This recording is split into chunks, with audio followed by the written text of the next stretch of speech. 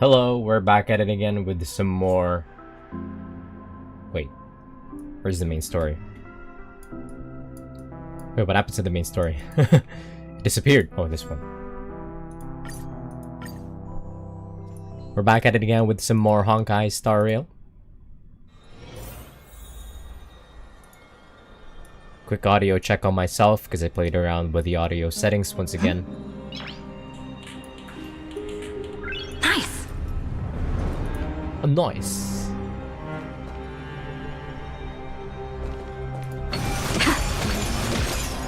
We are by ourselves.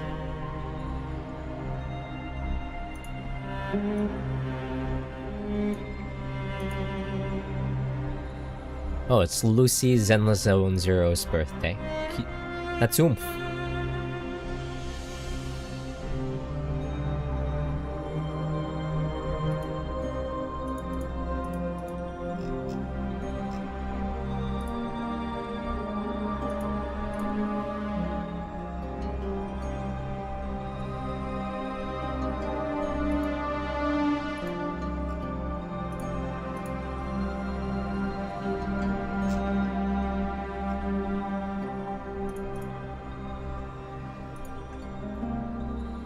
Haro. Hi, Alice. Big Ever Night reveal last stream. They're also putting out the teasers for... not the teasers, the leak.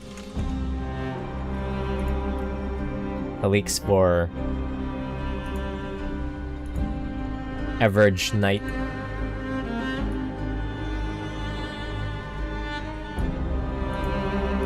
Uno momento. One sec.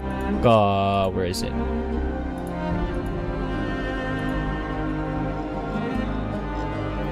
Also done hung. Wow, they both look so good. Although, I think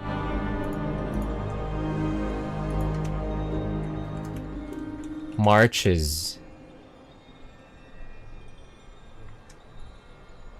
doesn't have that big of a budget for her compared to, like, I don't know, Castoris or the likes of Finon or Castoris, which is unfortunate because she's the goddamn poster girl. Donde? I just posted it.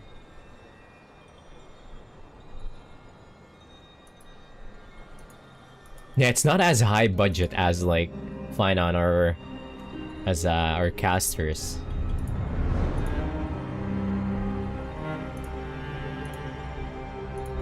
Still fucking around with my audio settings here.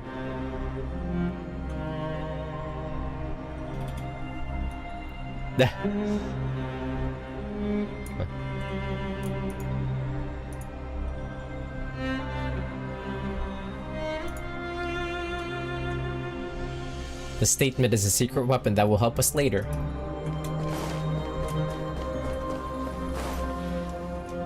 Oh, later? Come on now, my audio setting has been fucking going hog wild the past couple of days for some reason.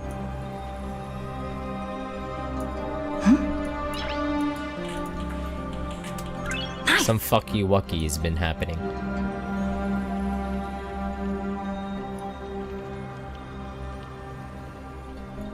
And I'm too lazy to like play around with it off stream.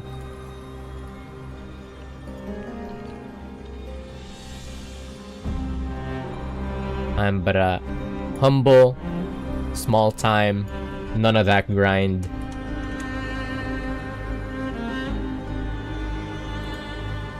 A YouTuber. There we go. Hopefully this is good enough. I'm fucking done with playing around with this goddamn OBS. The chronocognitive anchor? But the music is very loud.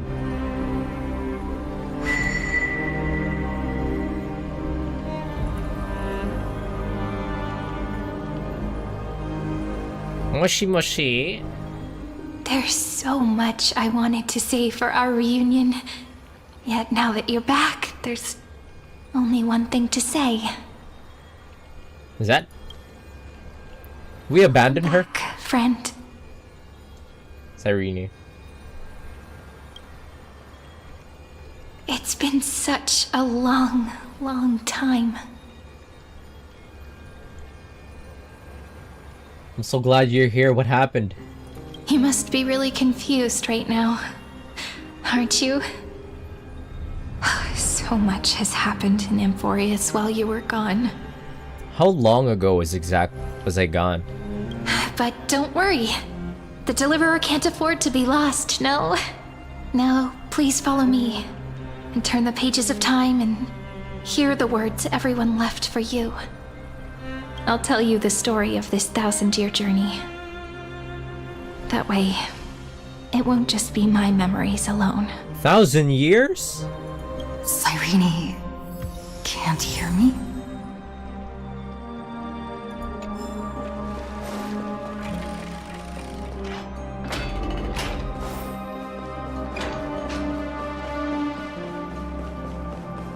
I would walk 1,000 years. Look, the scenery of the past has resurfaced. No shot, we were gone for that long? Time flies. 200 years have passed since the Deliverer's fall. Never mind, 200.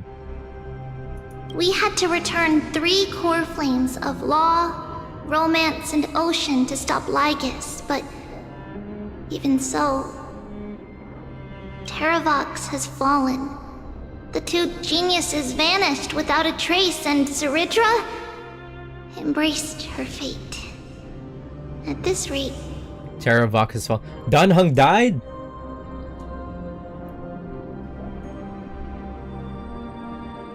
Saw the Evernight animations. Oh, something about evil-looking weapon actually good who uses umbrella and are associated with jellyfish. Oh right, they just re-ran Cantarella.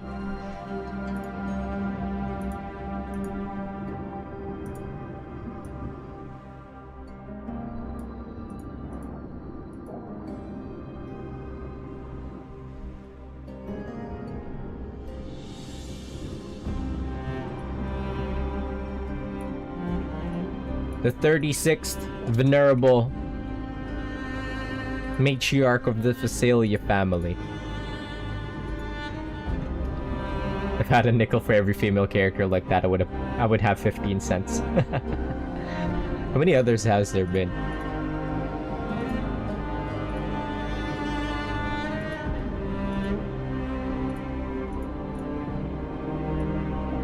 I'm just like fucking around with my audio balancing and I don't know why. Anyway, whatever, I don't care. Oh, Wamdus. But yeah, who's Wamdus again? Era Nova will come, and Amphorius will fall into the destruction.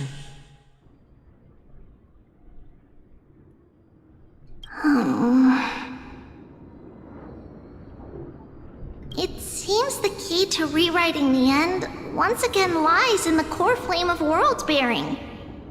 According to the instructions left behind by those 2 geniuses, we must get it into the Deliverer's hands, no matter the cost. I know, I'm just fucking. How? I'm just fucking with you. We need to find a way to hide the cool flame. And we must buy enough time to keep Lygus at bay. About that, Rini might have some good news. You were pretending to be forgetful. Aha! She had that dream again last night, but the Titan's voice was clearer than ever this time. Wait, who? Oh, okay.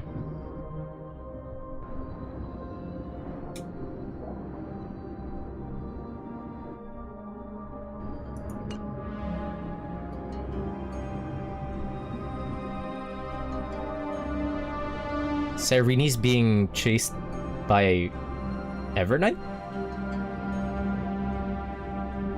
Someone at Hoyo must really like females with umbrellas. Navia, Acheron, Vivian, and now Evernight. Oh, right. And now we also just had...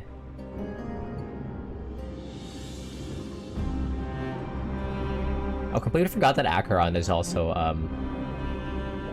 is also an umbrella woman.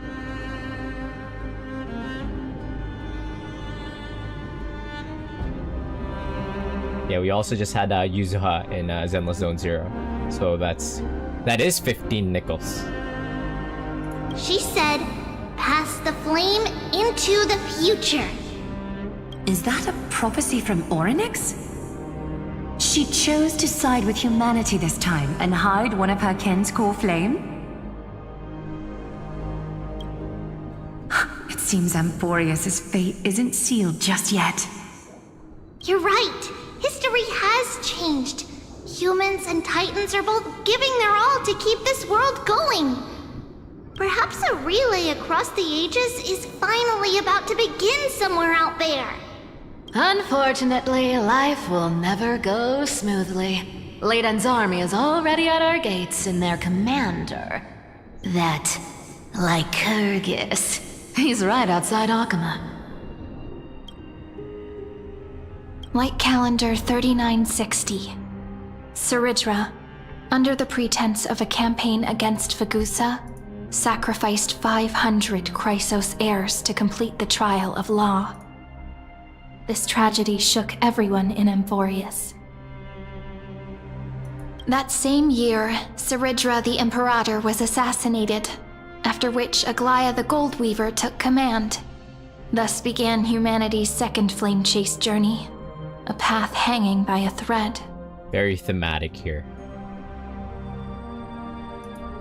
Agine Chang, she took up the mantle.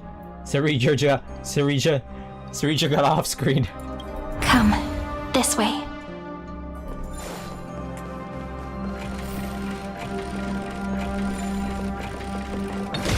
Let me in.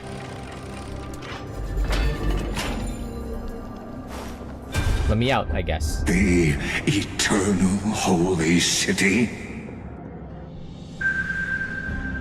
Whoopsies. Did I skip some dialogue? The memorial palace lies in ruins. Countless mortals have perished because of your stubborn resistance. I guess when I get ya.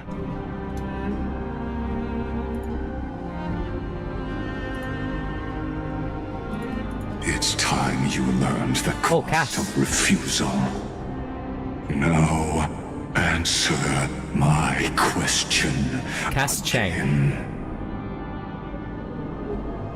Where is Kethali's core flame?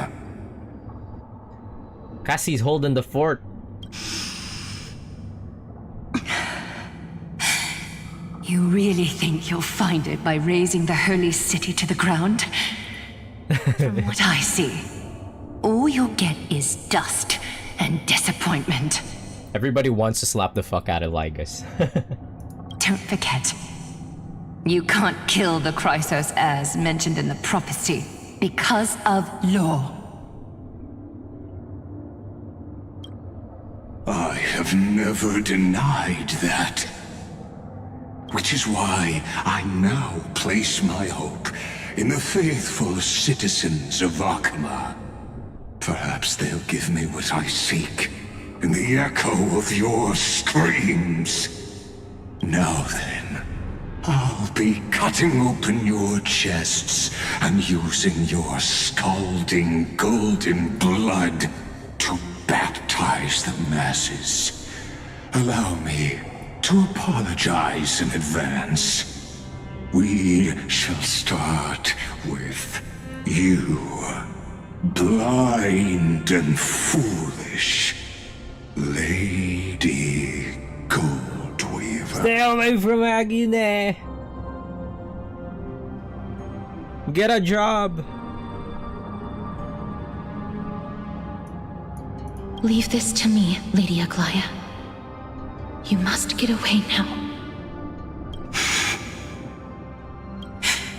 No, Holy Maiden. I'm the one who must stay. Wait, why did she call her Holy Maiden in this loop? What? His conspiracy won't succeed. Because romance is ready to make good on their promise to weave an indestructible armor for Amphorius. Its name is Solidarity. You must escape with your life and carry word of my death to those still fighting. Then keep going with them. Just as the Imperator lit the torch of resistance with her death, my passing will make this flame everlasting. She martyred herself again. Take good care of it. Guide it to the future. And place it into the hands of our deliverer. 50 years later, Lygus led his forces again to Akama. He charged directly into the Holy City and razed the Marmorial Palace. History would name this battle the Third Siege of Akama. 90,000 brave souls gave their lives for Akama that day, including their fearless leader, Aglaya. Go forth, deliverer. Agine! We're gonna get Cholik back.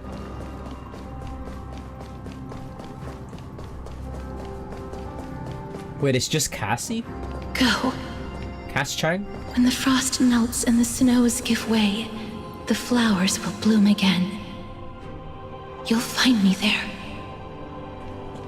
I'll be back for you! Edward Gallagher So what you're pointing. saying is... Princess Homebuddy is never coming... Oh, Cypher's She still around. just left. Like that.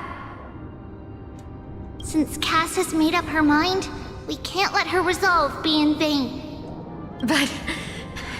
between staying in Akama and going to Styxia, what difference does it make when it's death either way?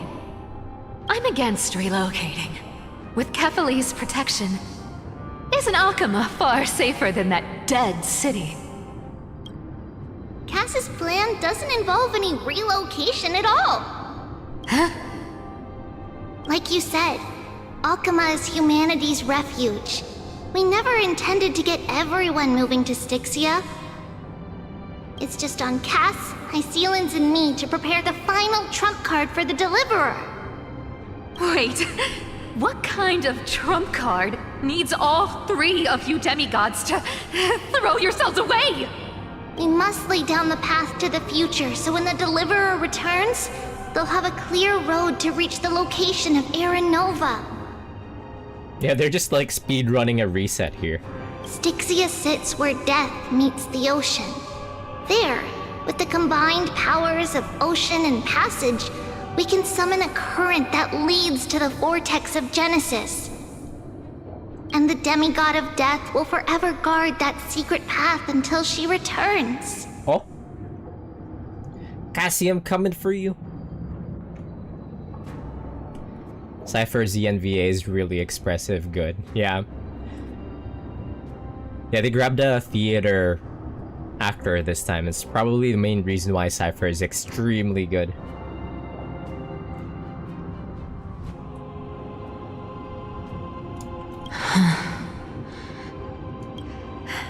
We all know Lygus will set his sights on the vortex of Genesis. That's exactly why we have to do this. Guess I underestimated Idonia's Maiden of War. She's got way more steel than I thought. And Cypher, we need you to head to Castrum Kremnos as soon as possible. By any means necessary, forge an alliance with Strife. Huh. Huh. I guess with Fina not being here, Mighty would just be doing whatever.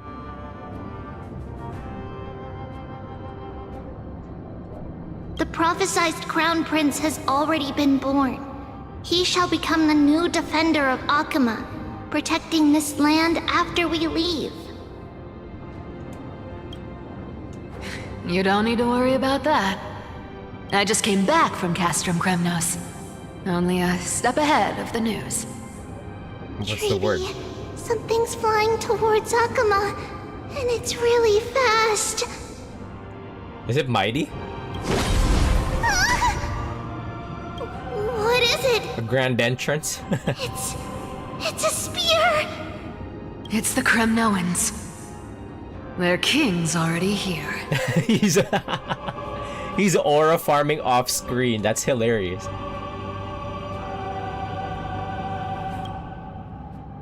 With the protection of the demigods Trebios and Cyphera, Akama endured wave after wave of warfare, though just barely.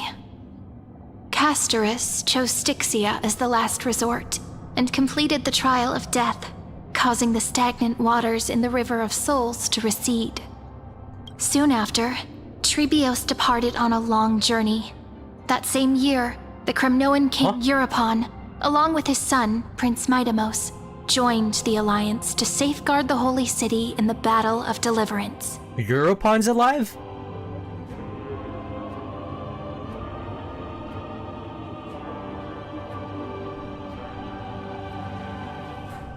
Thought Mighty killed him. Not this time, I guess. This is, I guess, the, Okay. And Mama's alive. Gorgo. Mama Gorgo is alive. Go on. And see you tomorrow. See you tomorrow.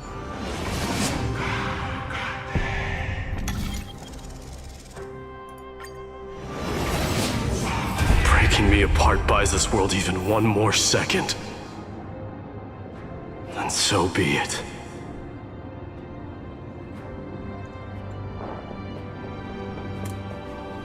But it's gonna hurt a lot! Pain brings endless torment. But it can never destroy me. Wait, what? Wait. If Mighty's dad did not throw him into the River of Styx in this loop, then why is he still invincible?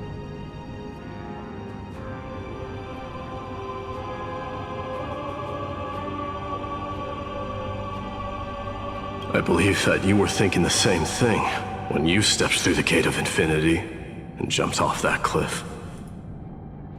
Can't argue with that. In the current situation, this is the only path Akama has left. Just do as I say. Split my soul into 5 pieces. Forge me an immortal vessel. Let the blade of strife hang forever overhead. Locked in battle with their enemies to the world's bitter end.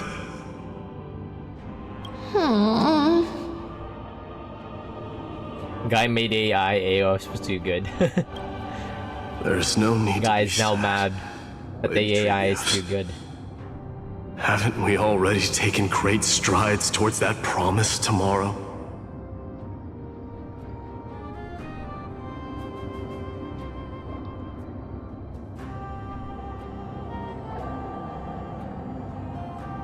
The security of Amphorius?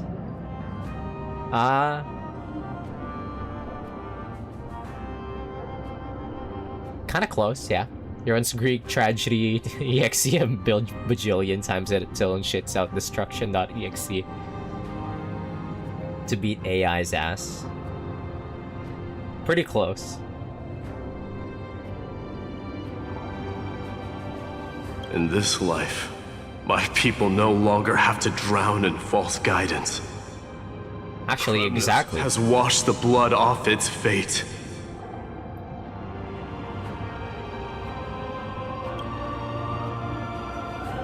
Amphorius no longer needs a god named Strife.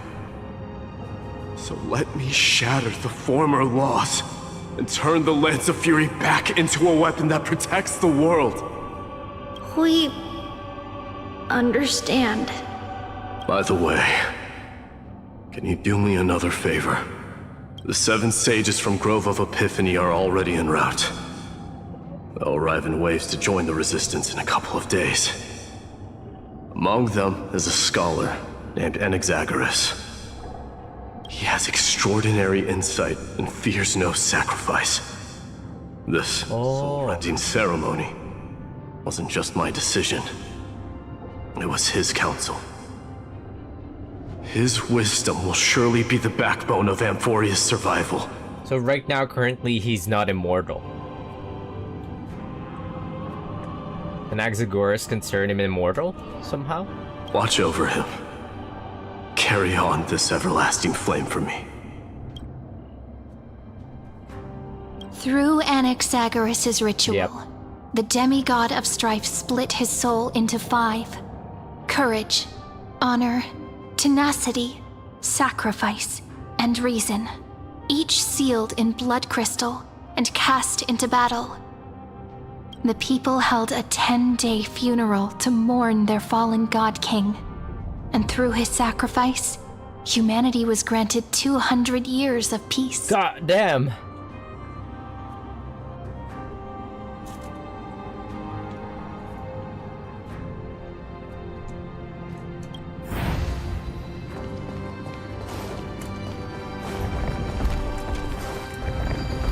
Keep moving forward. My blood will pave the road ahead for you.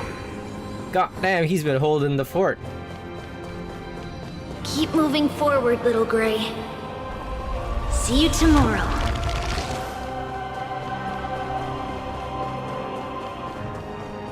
That seamstress wasn't wrong when she said a lie needs more lies to keep it together.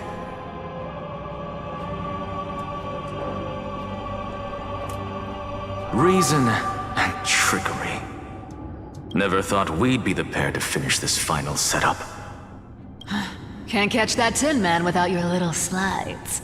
Besides, this is our last shot. Not the time to be picky, right? Don't oversimplify it. Lygus just found out Akima's been an empty shell for the past 50 years. He's bound to be furious. At this rate, he could have done anything. That's exactly what we want. Rage blinds even the brightest minds. Doesn't matter how much of a genius he is, the principle still holds. Once he storms into the council and confronts me head on. Their task is to rage bait Lygus. That's hilarious.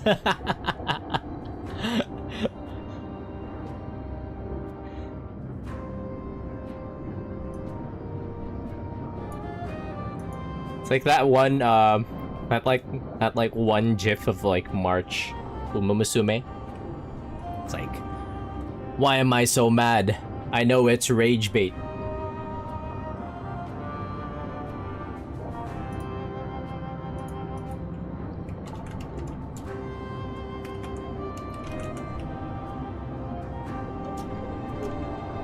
Can you find that like gif pretty easily?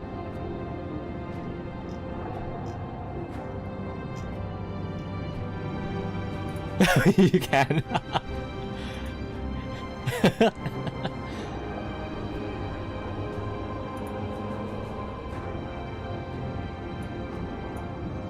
You trigger your alchemy with a boom and turn him into a caged beast. Easier said than done. You still have to pass yourself off as the deliverer without anyone catching on. And you really think a human alchemical array can bind a godlike being? That's just nonsense. What? Getting cold feet? Or you just don't believe in the almighty worth of the demigod of trickery? Just tell me straight. Can you do it or not? Of course I can. And it'll be child's play. But I've got 2 conditions. Since this is the final act, if we're doing it, we go all in. No half measures. All in, you say? Oh, I'm listening. First, shift the battlefield to the vortex of Genesis. It would be more convincing if the deliverer were to appear there. Besides, the vortex is cut off from the world. No place in Amphorius makes a better prison. If you pull that, wouldn't our deliverer have to face tank Lygus as soon as they come back? That clash is inevitable. All we can do is create more chances for her. Don't worry, we're cracked. And that's the second condition. The vortex belongs to Fagusa in the first place, remember? And there happens to be a demigod of ocean among the few survivors in the world. Lupai Sealand's in. Let her join the final act. I'll transmute myself into a Philosopher's Stone and embed myself into the formula. And when the time comes, she needs to shatter me and scatter that stone's ashes into the ocean within the vortex. I guess people weren't wrong when they said you're insane, Grove Boy. I've got no idea how to outwit a reclusive genius. But making an anti-Cathiran suffer? The demigod of reason has 10,000 ways to do just that. And what I just mentioned was one of them. So what exactly does your formula do? Yeah, I was about to ask, like, what? Now that would spoil the climax, wouldn't it? You okay? By now, Hyacinth must have completed the Sky People's ritual. Since that Hyacinth? Theoros loves a good performance as much as I do, let's make sure he enjoys our show to the fullest. As for how the deliverer will girl? complete the Era Nova, well, that will no longer be our concern. Whoops. Did my stream die? Don't die on me now. Don't die on me now. Don't die on me.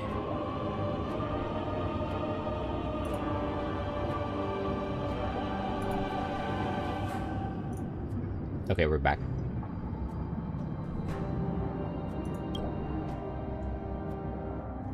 It was the last battle known to the world, initiated by two demigods least suited for war.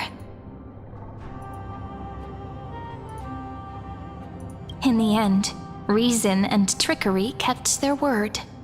At the cost of their lives, they sealed Lygus within the vortex of Genesis, where he remains to this day. I got trapped in there. A dummy. Go forth. Finish the greatness left undone. Quit overthinking! Just run! Keep running. That'll be enough. Oh, we're running. Kyrie, it's dead quiet here. Hiya, Chang. One sec, why is my stream fucking dying? One sec. I need to add in some tasks here. Nice! Fucking Chrome.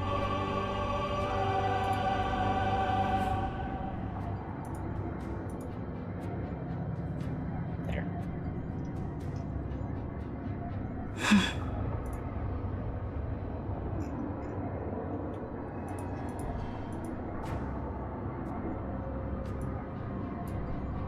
Stop fucking around and lock in.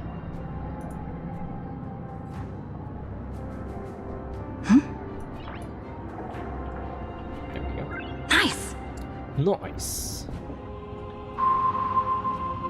Akama will stand eternal. Miss Cypher's lie has crumbled after all.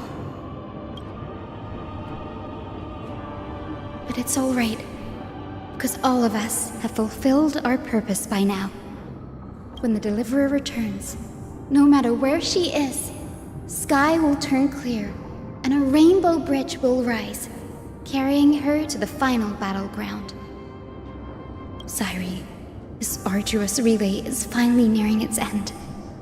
Now, I'm passing the final baton of fate to you, okay? No, that's not quite right. After all, it was you and her who lit the first spark of this journey, wasn't it? Aren't you forgetting someone? Everybody forgot about Fainon.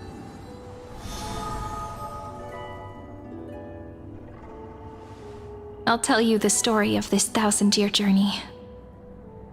That way, it won't just be my memories alone. And I'll share the moments I spent with you with everyone. That way, the path we walked becomes a memory shared by all. people will know that there's nothing left to chase. Amphorius has already welcomed the dawn foretold in prophecy. Just like I said, this won't be harder than the last time. Right? Sorry I'm late. I won't let... Thank you, you've all sacrificed so much. Sorry I'm late. I won't let everyone's faith in me go to waste.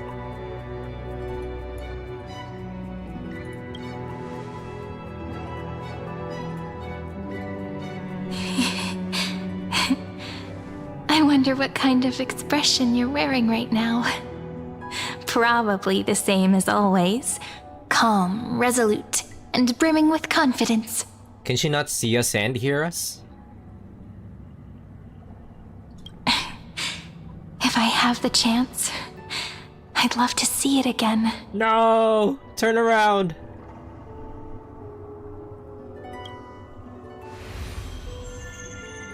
Because it's really been far too long. She was a memory all this time!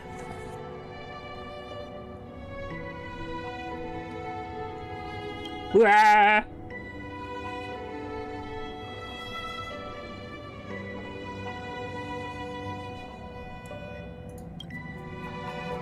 There's nobody left.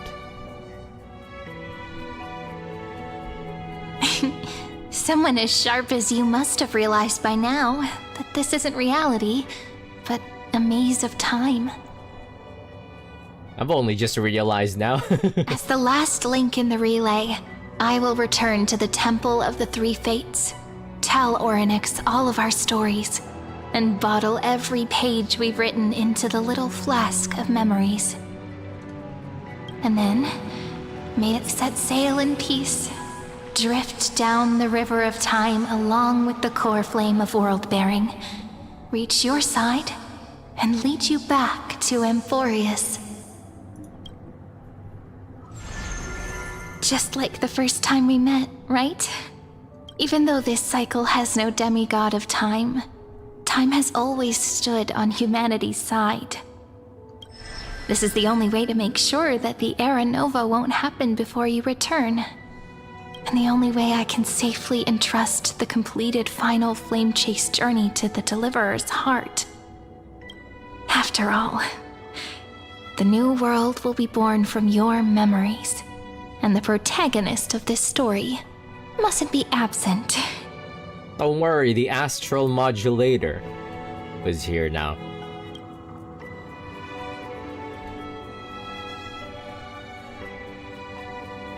As promised, I'm back. Let's go. It's time to complete the Era Nova. I will take all of you to the new world.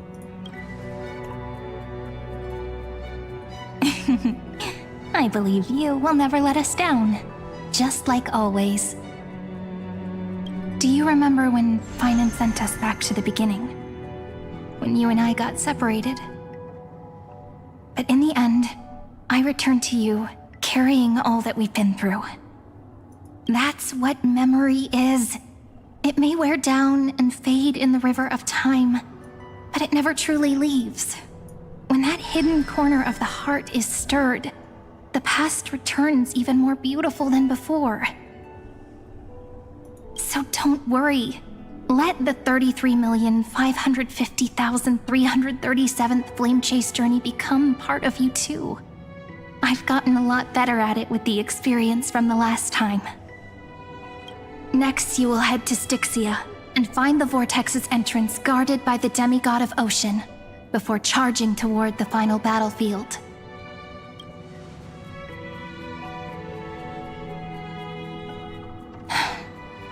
Don't worry. I'll be with you. All of us will. Even Finan. We'll stand with the Deliverer. That's true. So say a short goodbye, then set off, just like we promised at the start. Toss away all unnecessary worries and troubles, and bring our smiles and determination into tomorrow. Don't leave me!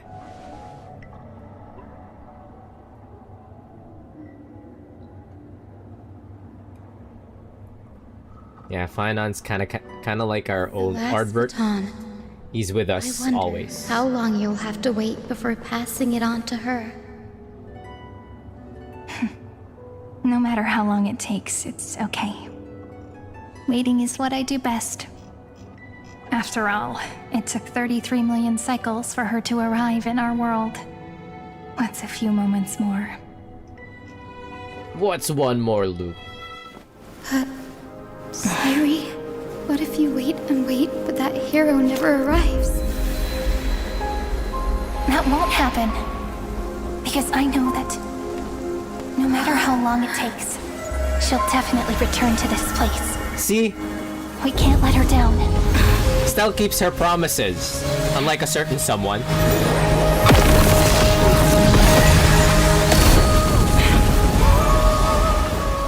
Stell keeps her promises, unlike a certain someone, who shall not be named. Sky shall rain rays of dawn for you. May romance be with you on your journey. And reason grant you enlightenment. Let strife bestow you with inspiration. Trickery ensure your success. Allow death to protect your soul. And at last, let passage point the way forward. Well, time will remember the Trailblazer's journey.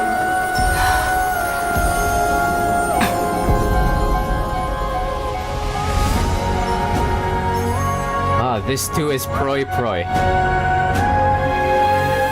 This too is proi proi, whatever it means. Is this Styxia? What happened to this place? Wait, this is Styxia?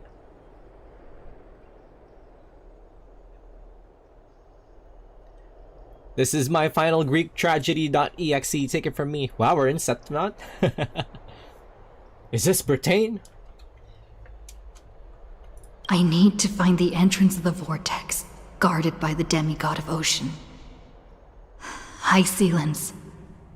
Is she still there? Long time no see, no! Trailblazer. Reflexively slap him.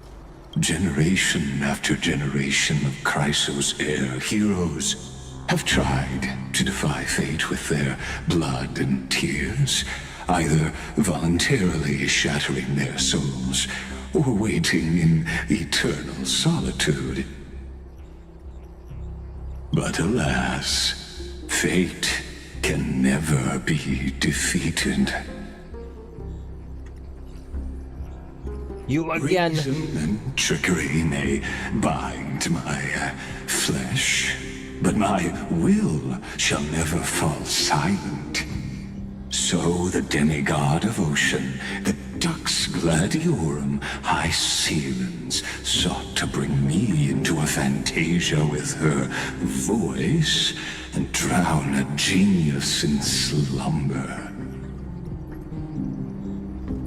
JPEN by a hair over CN. I would actually do it. It's not as low as she could have went for March. Because if you've heard like how she voices Citlali from Genshin Impact, she could go a lot lower. I wish she could have went a little bit lower in her voice for Evernight. But alas, it was all a hopeless dream. That warden fell before I did, due to erosion of time, while her prisoner remained unchanged. Wait, who died?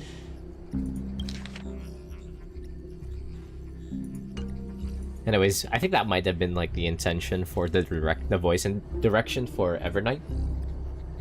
Like, it's a little bit lower than March, but you could tell that there's still a little bit of March left in there.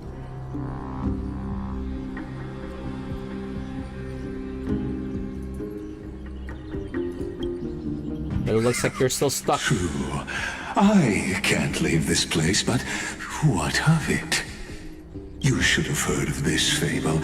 In a shadowed cave lived a people, imprisoned from childhood, and chained so that their legs and necks are fixed forcing them not to look around at the cave, each other, or themselves. Behind them is a fire, and before them loomed the stone wall of the cave. The flames cast shadows, while the rocky surface threw back echoes. Yeah, Sitlali's lower. She's pretty popular, I like her. Hey, reinstalled Genshin just to roll for her. The gathering wives of Genshin Impact. To them, that false play is the whole world. Yes, I'm trapped in the cave, but I know it's all just a fleeting illusion. I don't struggle in dreams. I wait. And now, my deliverer has come. Who is she voiced? And save this world that never owed you anything. You'll need to awaken the singer here and unseal the prison called Vortex of Genesis. Who's Fediel again? You'll be the one to unshackle me and bring the cave crashing down. Enough yapping. Tell me where you are so I can beat your ass. Of course. I don't mind waiting a little longer. Oh. Let me guide you through this next illusion. One last memory from that prison warden. Oh, thank you.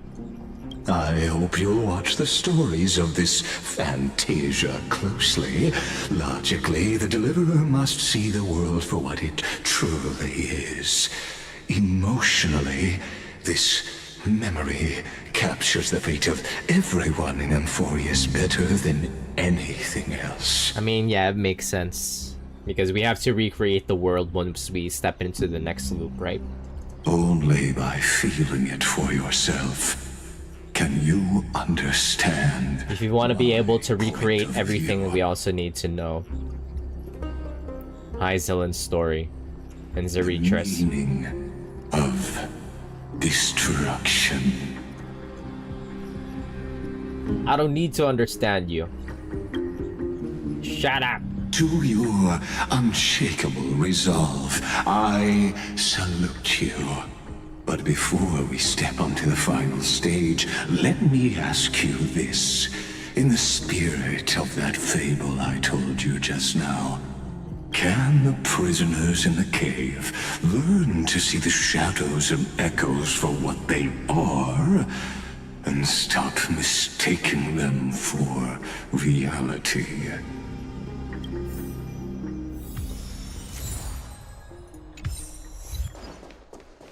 The city you cannot destroy. Look, the fire projects the face from her memories. An actress upon the stage of this play. The way he speaks is so creepy. You pervert. The dark tides flood the sea, and our kingdom teeters on the edge. Fear not. Our queen has gone to the borderlands. She'll quell this calamity herself. This is the scene when the Chrysos heir of Ocean was born.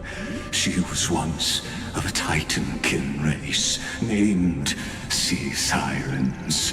At that time, Kozlana had suppressed the Black Tide's rise, but he was unable to remove Iron Tomb from its roots. The Black Tide still roiled in the depths of the world, and the kingdom of Sea Sirens was the first to face the destruction head-on. Listen, I heard Electra's voice. She's calling to us. Can we get Hyzelins to just do the narrating instead of this pervert? Of this sicko? Let's go. Her voice carries the queen's command. To keep the Black Tide from threatening the ocean, the queen gave her all, body and soul. Born of the Queen's chalice, she bore the deepest blessings and inherited supreme divine power.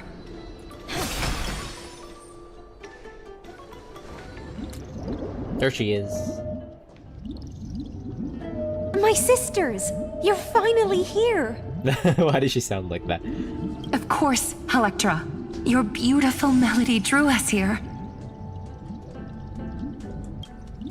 Her true name is Electra. This is a reflection of her former self, clinging to the past with aching defiance. The Queen summons us. She must be near exhaustion. The black tide will soon enter our borders. Then Help, what do mother. we do? Will our seas fall to darkness and terror as well? Don't worry. We shall lift the chalice in her stead to catch the black tide, and stand together to safeguard our realm and its people. Such tiny titankins, thinking they can stop the tide of truth. How naive. Shut up, Lygus! And that naivete is the root of all suffering. I hate you. What's this?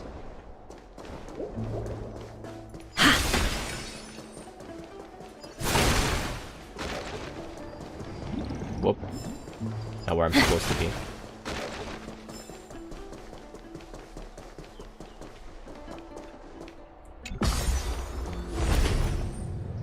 The Queen's palace lies just ahead. Even her once graceful form is now tainted and drowned in dirty mire.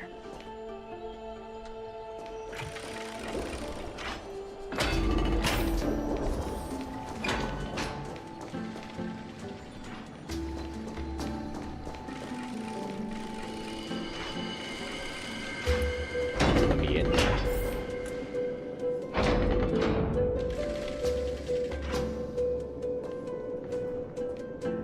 Oh, Fagusa, our noble queen, we've come at your call. My little fishlings, you swim with such joy. It pains me to speak of the kingdom's sorrow. I once believed I could drink the black tide dry, but even the deepest chalice must one day overflow, and I can hold no more of this filth. Mother, worry not. We're all children of the sea. The black tide? Let us bear your fate together. We'll take up your mantle and drive back the black currents. We'll mend your sacred chalice and take in the cursed filth. We'll hold back with the wuthering waves. My little fishlings, when the spear of strife falls, you may retreat in peace. I promise you, on the surface, the city-states will hold a feast without end in your honor. This is the last gift I can give you.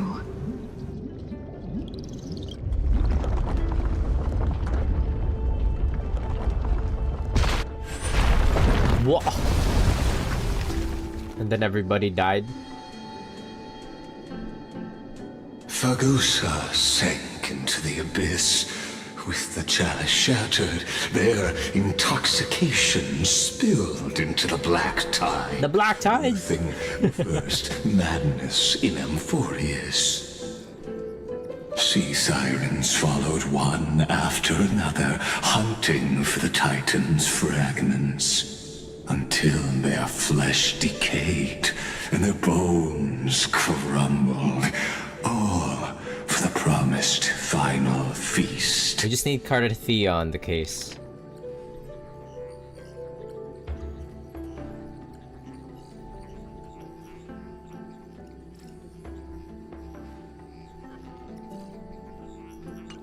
Keep watching, but tread carefully, for the stage ahead is crumbling with age, just like her shattered fate. Objects stopped in time will not immediately return to their original form when the rewinding process is interrupted. Instead, they will pause in their current state. Huh? Clinging to the past only blocks the road forward. Why not let time build a bridge to the future?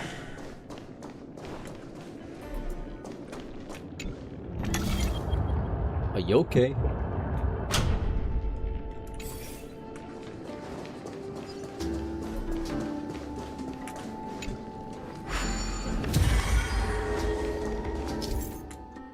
The chrono vessel is a temporal ritual tool crafted by or with blah blah blah blah. It's gonna be another like learning by doing moment.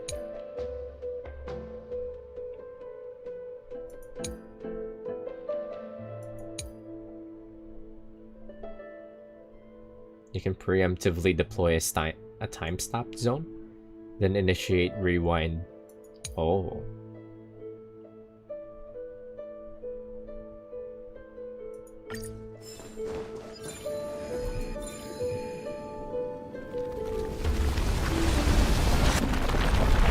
The chandelier's still giving way. Maybe the chrono vessel nearby can help.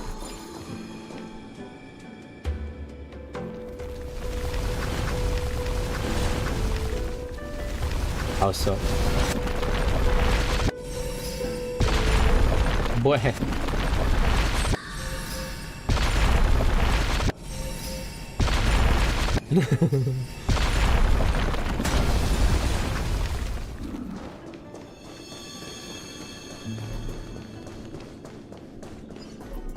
Wait, treasure chest.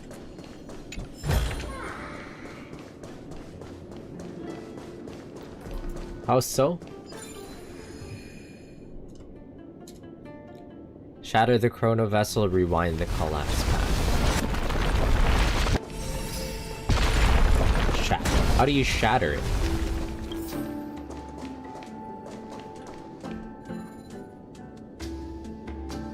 Run that again. Where's the notes? Run that back.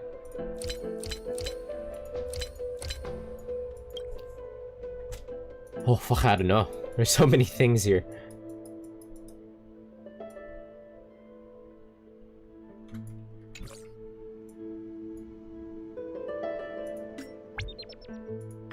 Wait, oh whoa, what's this?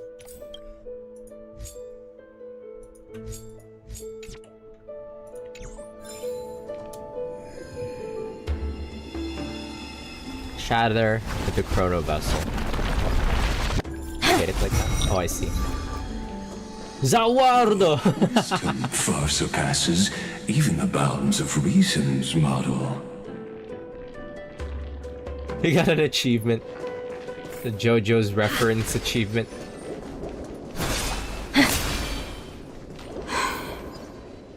Can't get through. Looks like I'll need the miracle orb nearby. Oh. Oh.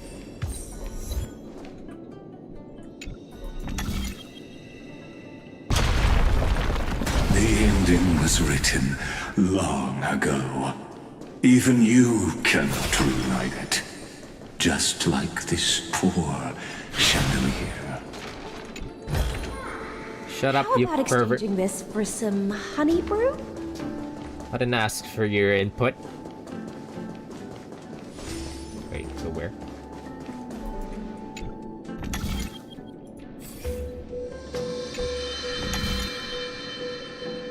Click the bottom right button to turn on the miracle. Okay. Toho. There we go. Forgot to move it. The sisters and their mothers raised their cups, and the beings on the land danced along. Electra! The fiends have gnawed my tail. I can no longer swim to the far seas. Electra! The black sludge has soaked my fins! I can't dance with you anymore!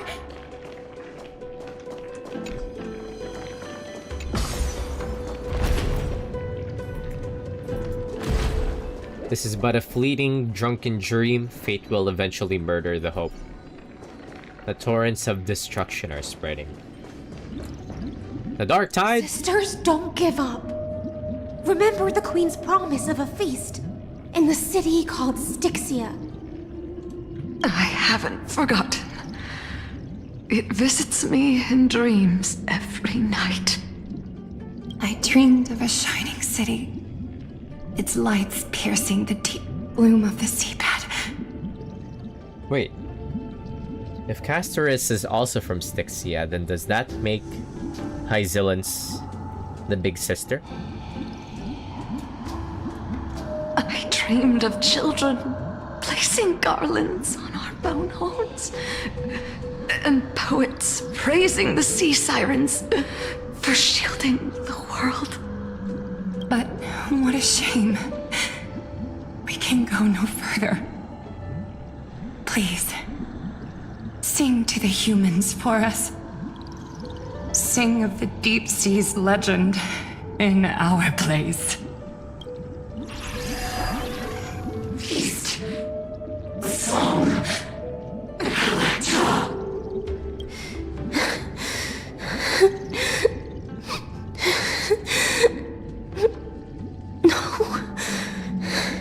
The sea sirens were tainted by the destruction.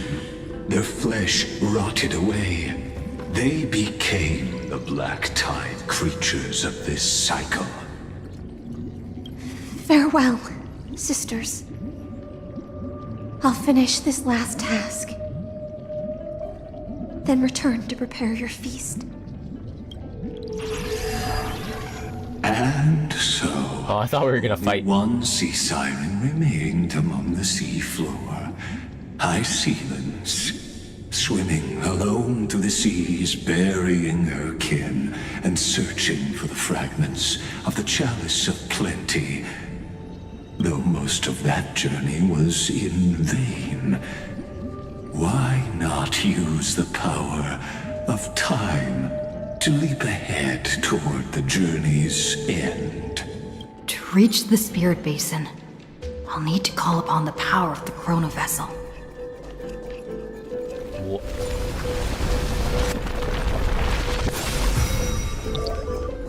Not enough.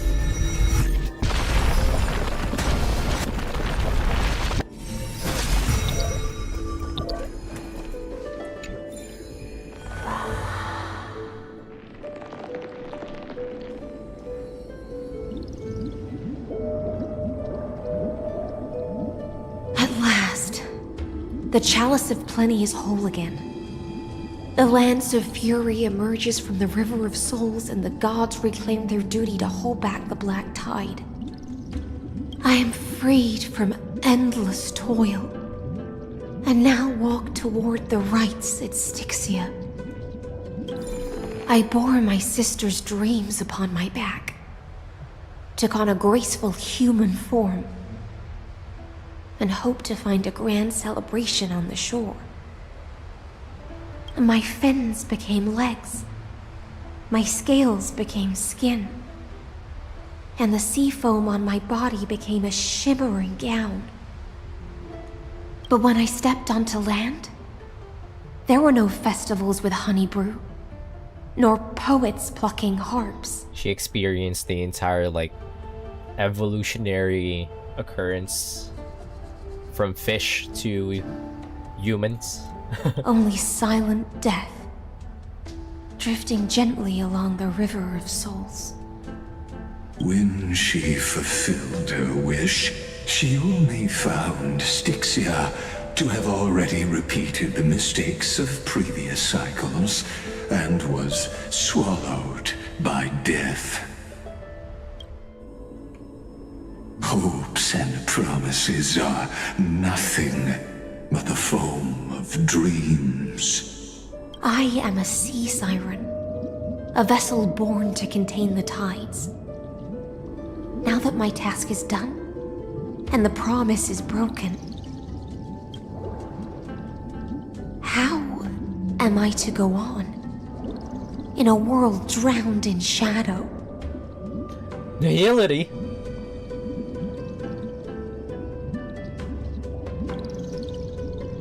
Nihility say? Or Zacharon?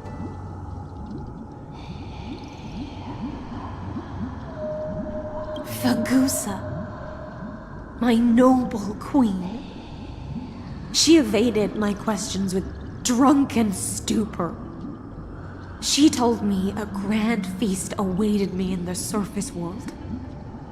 So I wandered lost, groping through the dark. Is that how she found Seridra?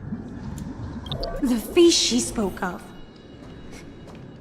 Where is it? Lonely Blade. What? I shall grant you everything you seek. Zealand's was looking forward to affordable groceries.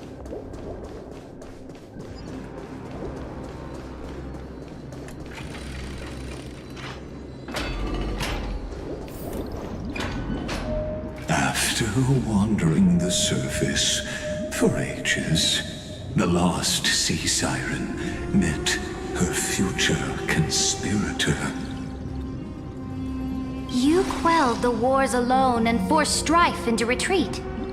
This swordfish that commands thousands of legions, whom does she serve? It's Seridra.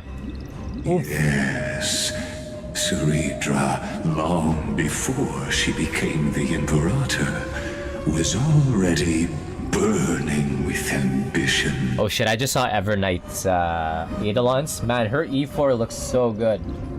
The one where she hands her hand out. The one where she has her hands on her chin. Whoa. Sovereign who follows prophecy. I am no one's sword. I am just a wandering fish, seeking clarity through bloodshed.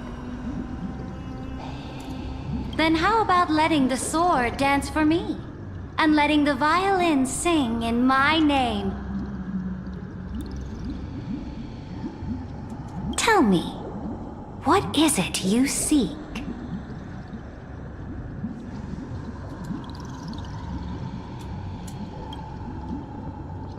All I want is a feast where I might belong. Such a demand is trivial with the Sovereign's authority. I'll grant you a banquet worthy of conquest and comrades to toast beside you. But Knight, you must offer me your heart. the way that Tribute locked in the corner there is so fucking funny, man. She was like smiling, and then she locked in. My heart? Yes, a loyal heart that will generate no betrayal. You were deceived by gods and drowned in the ocean's darkness. But now, I will lead you forward and be your light. So be it, noble monarch. The law you proclaim shall govern my every breath. So be it, noble monarch. I am simply becoming someone else's vessel once again, and accepting a duty given to me. This is just like Warband. When you have enough right to rule, you're trying to recruit another lord's, like, vessel. And thus, in her hollow drift, she finally found a new purpose. Like sunlight piercing the deepest trench.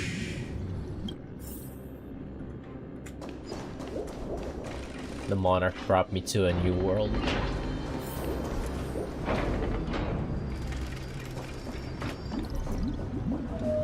Noble monarch, I've cleansed the foulness from the road as you commanded. My blade, you've helped me ascend and take the crown. Ask, and you shall have your reward. What I desire is the same as before. A feast. She just wants to eat?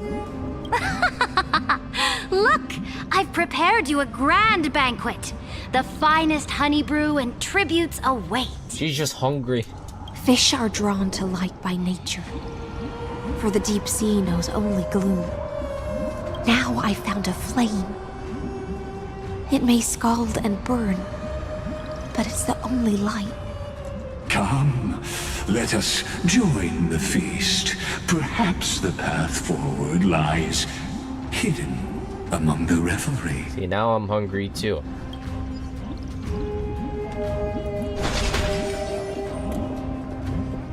Have you heard that the Imperator's about to begin a new campaign? The Imperator? Her glory will no longer be bound by the borders of Enforius. She has to stand at the fountain at the side of the fountain. My faithful subjects, tonight's feast is not just for the past. It's a toast to the future! Born from our golden blood is an unstoppable colossus. Our iron beast to trample the universe! Great monarch. I've heard the universe teems with great threats. Can we truly remain invincible? Fear not. Before the troops of the destruction, such rabble is no more than cosmic dust. Oh no. Surely there's a planet draped in oceans out there in the stars. Oh no. Once I claim it, it shall be yours to rule. She actually is a tyrant. That's pretty funny. And to the rest, your triumphs will not go unrewarded. I promise you a new age, free of fear. Oh, all her day ones are here. Now, raise your cups to our conquest among the Sea of Stars! Sea of Stars! Sea of Stars! Sea of Stars mentioned like the game? When did the DLC come out for that game? I think it was just like the first quarter of the year when it came out, and then I just never bothered to do it.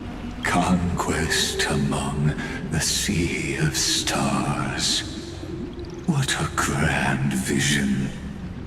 Yet, to the Siren Knight, only feasts still stir her heart. Come now, join me. Witness the end of this futile dream. Where's the way out of this illusion? Yeah, we got this. Come quick! Let's celebrate together! I've saved the finest brew! Come taste it with me! Yeah, this is pretty funny the way that this is, we kind of just got shoehorned into, they kind of just shoehorned Hyzelin's, like, background story. Before we go to the vortex of Genesis. You are truly a blazing spark. It is my honor to share this banquet with you. Noble Knight, you have earned victory with your blade. And you have every reason to revel in this moment of triumph. Let me pour you a glass of honey brew. A backstory RTA, it's like, yeah. It's like when a character is about to die, and then they show you their entire, like, backstory. Noble Knight, with the Sovereign now enthroned, this triumph is yours as much as hers. Let me raise a toast to you. Noble Knight, your strength is boundless. Lead us to conquer the universe, and let us toast to that vow! Yeah, this is all of Sereger's day ones. Then drink we shall. Raise your glass. Hyzelin's is pretty funny. She just wants to party. In the deep sea, I never knew what fire was. But when I set foot on land, the first light that I saw was the flames of war, lit with golden blood. It scorched my fins, made me feel pain and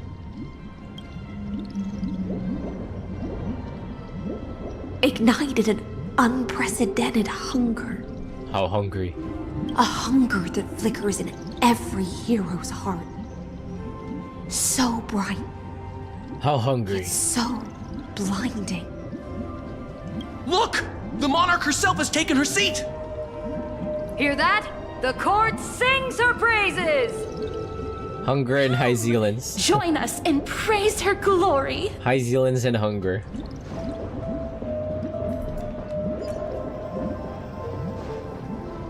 One eye of hers sees glory, the other sees corpses. And yet, she cherishes the name of glory more than fear and death. As they say, the coward died 1,000 times before his end. But the brave face death but once, which gods stand witness. What is that fear and hunger? Termina gonna... The update, I mean. Is that gonna drop? The dev has been like teasing it for like more than a year now. On the eve of war, we sang our hymns and set our sights to sail beyond the stars. The legions will climb aboard the beast, riding it like currents across the cosmos. I could go for a replay of Fear and Hunger 2. I love Fear and Hunger 2. Planets after planets flew the flags of her crown. Realm after realm was ignited by her flames of war. As the final resistance fell silent, a vast empire rose from among the stars. And this small pond at last embraced prosperity and peace. The Empire Strikes Back? That's how the story ends. Tell me, visitor. In this dream, what? Did you enjoy the show? What? It's not the right ending. The fantasy ends here. After all, beneath that still surface lie the bones of countless dead. I will rewrite the story. What did Clive Rossfield say again? I forget. At the end of Final Fantasy 16.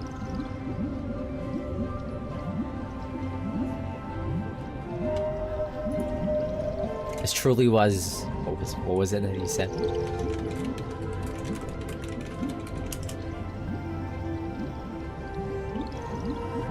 The only fantasy here is yours, and we shall be its final witness. Ifumi moment, this is our blue archive. This truly it's was... time for me to wake up from this drunken dream. Oh, was that a Nikkei reference? Okay. Also, hello, Primo. What the fuck?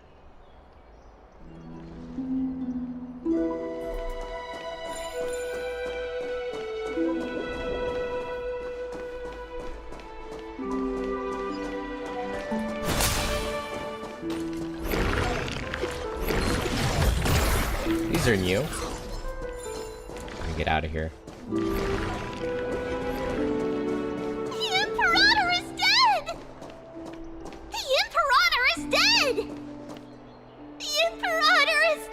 The Imperator, 3 shots right there. Fuck. How many tribbies? What the? 2 tribbies?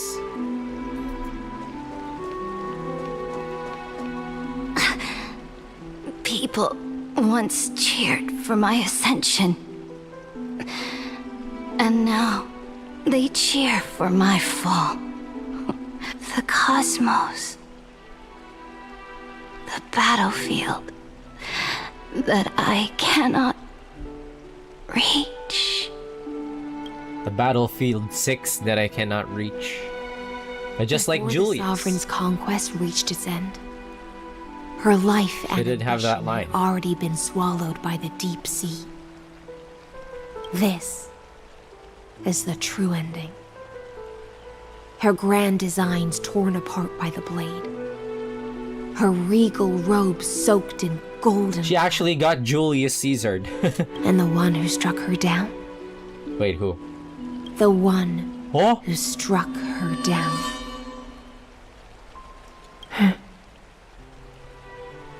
It was me! She's very pretty here, though.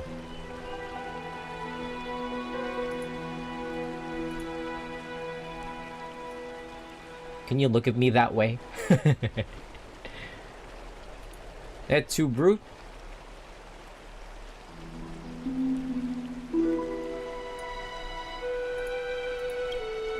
Was her most loyal, Gladius. Whoa. You killed her? Why? I don't need to explain myself. Amazing. A fish in a pond has no hope against the surge of fate. Amazing. Not amazing. Mood down. Awful. Mood down.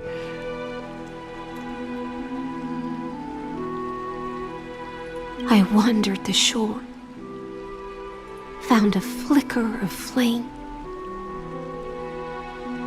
only to snuff it out with my own hand. I don't understand. If the ocean's feast, the Imperator's dream, and even Amphorius's existence are all illusions, then what's the point of our journey? When the Deliverer returns, I will let this absurd celebration come to an end. Whenever they say Imperator, it's just like mood down every time. But Greyfry, I can't help but wonder how I dearly wish this feast of the flame chase would never end. It seems she sensed your presence. The Fantasia's foundation is starting to crack. Let's return to the prologue. Remember the allegory of the cave. Can the prisoners in the cave learn to see the shadows and echoes for what they are, and stop mistaking them for reality?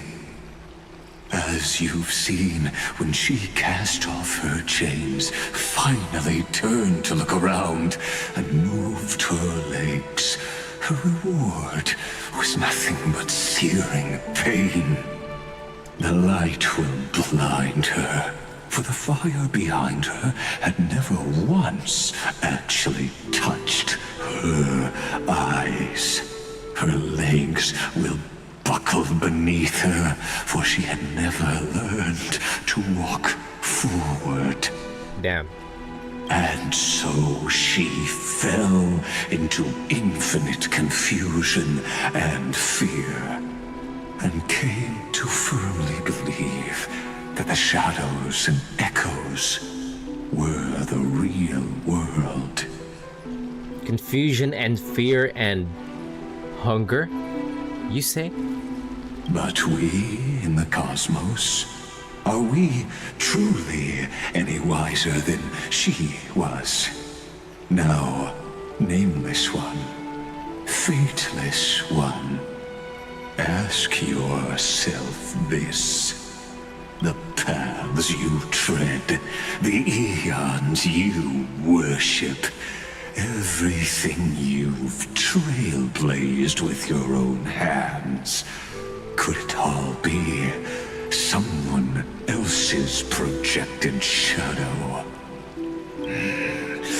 Let's leave that question till after the curtain falls.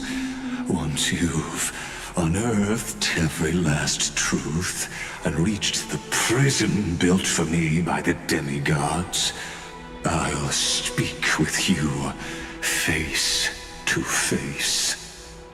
I, the Theoros, have walked the 30 million histories born by Kozlana. 1,000 years is a mere atom in a grain of sand to me. Amphorius, compared to the cosmos, is but that grain upon a whole beach. I swore to bring an end to the erudition. Would I really let a single grain grind down my mind?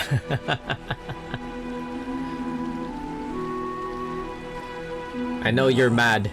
Please use the power of time to open the gate to the ocean's depths. Go find the He says that, but I know he's fucking malding. My loyalty. Find her. Step into the world's vortex, and once there, end everything between us. That palace reflects the heart of the demigod of ocean, intoxicated, stagnant. There, you'll witness the true beginning of the saga of deliverance. These gold sheet trading restricted to this grain of sand. An ugly history, long buried by tides and shame. A staircase of apotheosis that the Imperator forged. Imperator. Golden blood of 500 human sacrifices under the pretense of conquest. I knew that would happen. I'll wait for you at the heart of the world to reach the place. Beyond this door lies the path to the vortex of Genesis. 5 shots in less than 1 hour, I'd be gone.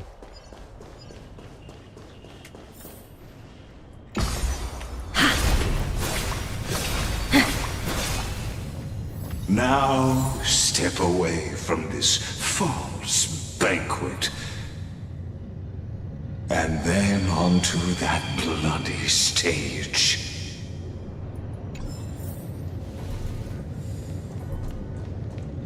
Take 5 shots of peak energy drink.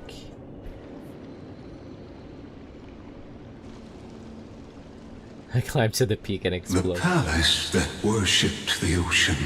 The sanctuary connected to the vortex. Are we winning the peaks? Once the battlefield of the first flame chase. Huh? When was the slow-mo feature added? Whoa, everything's so slow. Exuberant song halted the passage of time in this place, imprisoning my body and shielding my soul from deterioration. All just to await your return. The twisted time and space reflect her confusion. And so, the Imperator's crimes were veiled.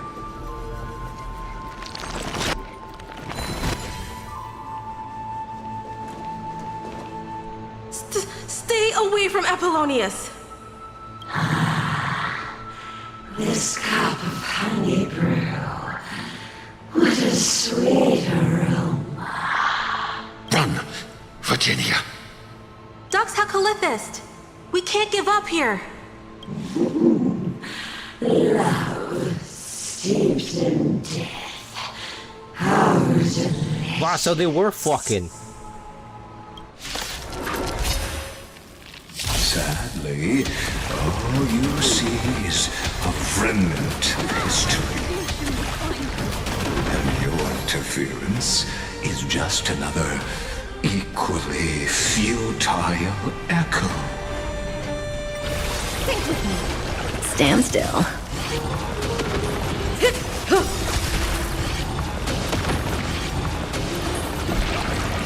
Time to say bye. Boom. Mini paradise lost. Apollonius, look.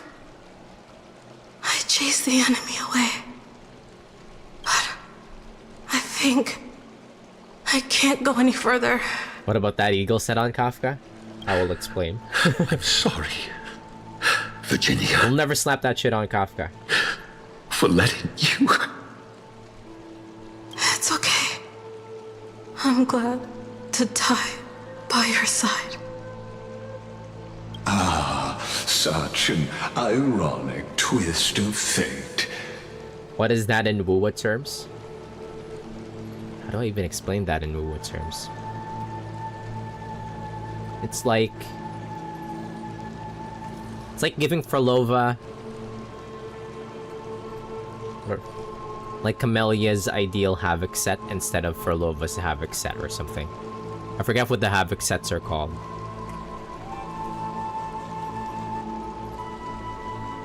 Even as the foundation of the world crumbles, the heartless Imperator still made the same decision she did in the past 30 million cycles.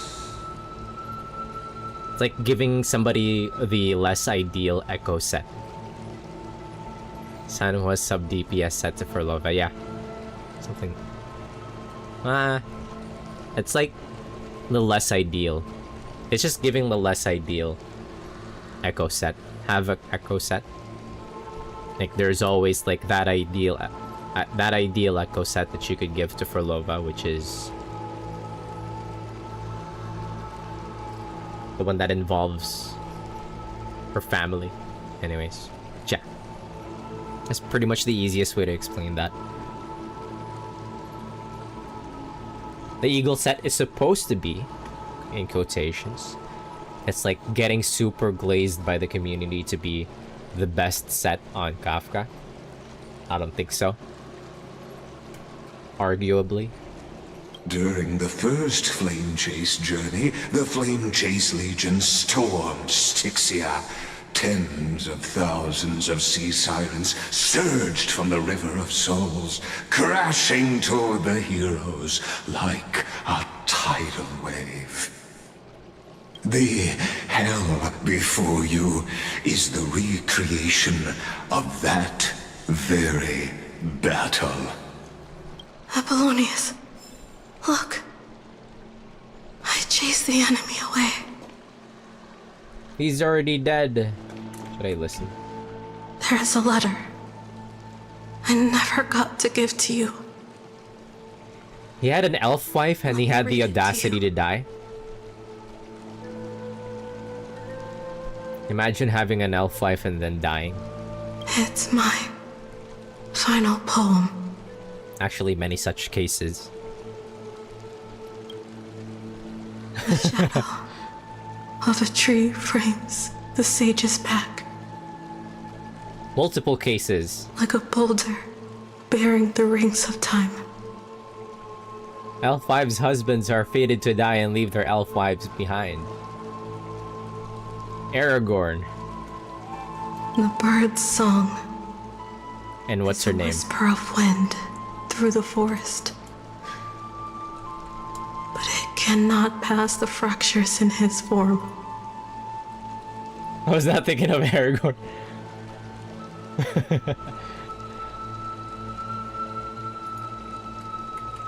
But he was the one that paved the way.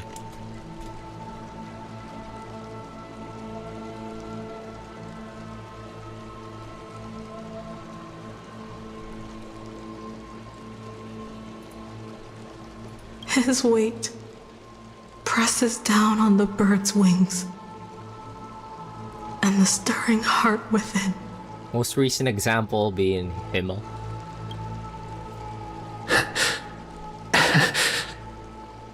I always wanted to tell you. You look beautiful when you read poetry. I'm sorry, but that poem was lame. Now he dies. I wasn't even paying attention to that poem. What? They died. Her voice reciting poetry grows even fainter, fading with each breath until they all vanished completely at her lips, like wind slowly dying away. Virginia. See you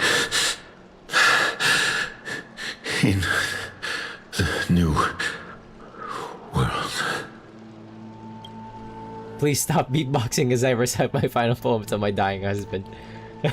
Wait, she died first, though. His form grows rigid, but his kind smile remains, as if he were a benevolent statue frozen in time. What was that noise? Huh. Huh. A painful past, yet hidden beneath a veil of joyful song. Oh, I would take a dip. 2 discarded data clusters waiting for someone's return. What? It seems. Is it gonna be like these two were fucking as well? Relive the history, then pass through the temple's waters and come to my side. God, why are we stuck with this motherfucker? I hate this guy. Okay. Oh, okay. You have to level the water. What?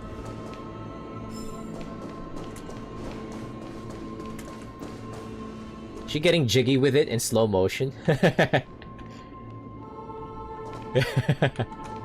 Yeah.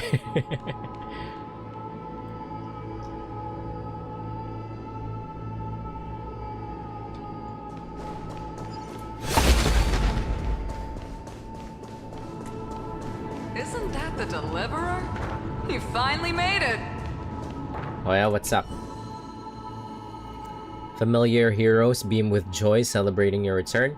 Yet you know this too remains a hollow memory. Hey, what's up, man? What a wretched way to die. The Flame Chase army, devoured by warbling fish, never saw it coming.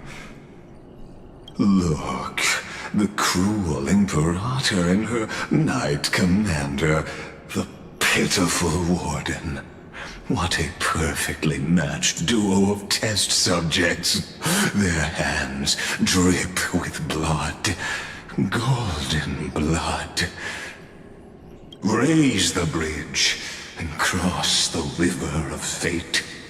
This path of the prisoner is far from over. Imperator! Imperator! Did you see my gallant deeds, Imperator? His coat is like clipping into the pillar.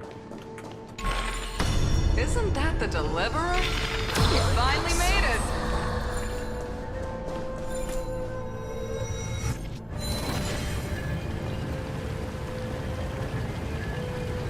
Imperator! Imperator! Imperator! Did you see my... A sovereign and the sword at her side. There are countless counterparts across the cosmos. Most of their stories end in tragedy. Oh, Ligas partakes in Toxic Yuri. He's a Himedanshi. Imperator, why did you...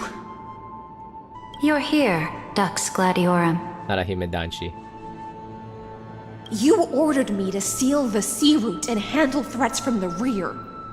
What was the term again? Fudanshi? No. Fudanshi. It's Fudanshi. How the hell do I forget that? Male fan of... Oh no. What's the male fan of Himedare? No. What's the male fan of Yuri? Forget. Himedanshi. Oh, I had it right the first time. Never mind. So why didn't you wait for me to return? Why send the Vanguard ahead and let them die in vain? Die in vain? No, you're wrong. Their golden blood won't be spilled for nothing. The other dukes have paved the road for me to become the god of law. Uh-oh. The trial of law? You never spoke of this to anyone. What is... The one who wishes to bear law must purge this world of its curse, and offer the blood of the accursed as sacrifice. I pondered long on what Talantin meant by blood of the accursed. Then, I found the answer. The Chrysos heirs. You, I, and every Chrysos heir summoned by the prophecy are the accursed ones. Just like that arrogant Theoros said, our golden blood is the agent of destruction, the antithesis of the world's fate. I love how cold she sounds now.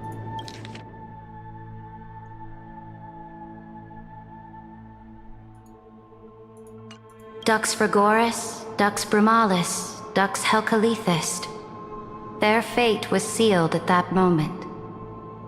Dying on a glorious campaign was the final gift I could give them.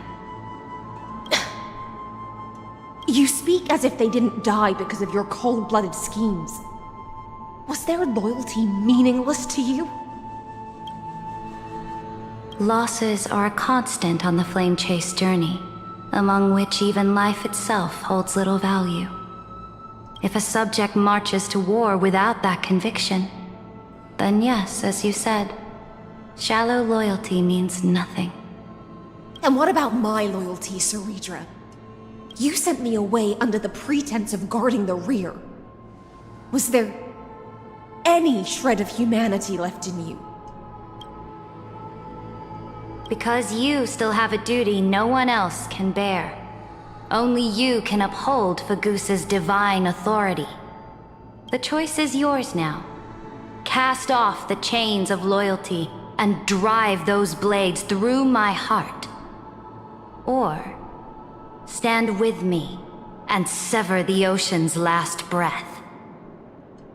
If you no longer share my vision or believe in the new law I seek to weave for Amphorius, then go on and end me.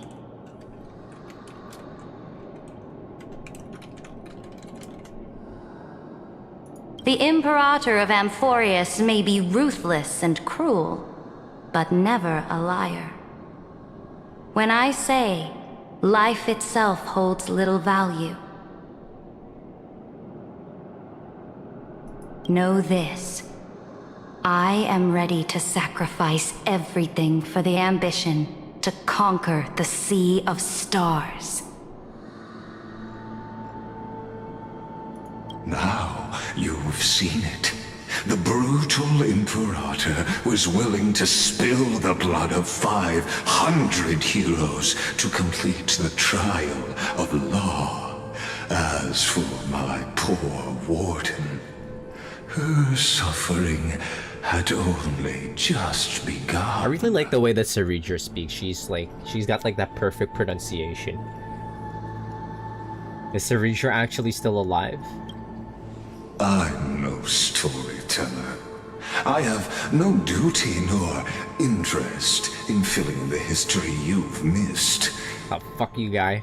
I just want you to witness the monstrous choice the Imperator made before the Chrysos Heir turned their blades against me. Roman, they can't say Imperator. Imperator? Why are you showing me this, man?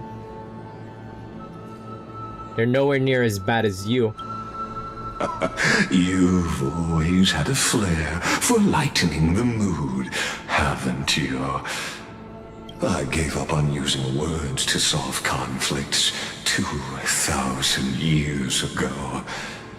But I won't squander a chance, not even a sliver of one.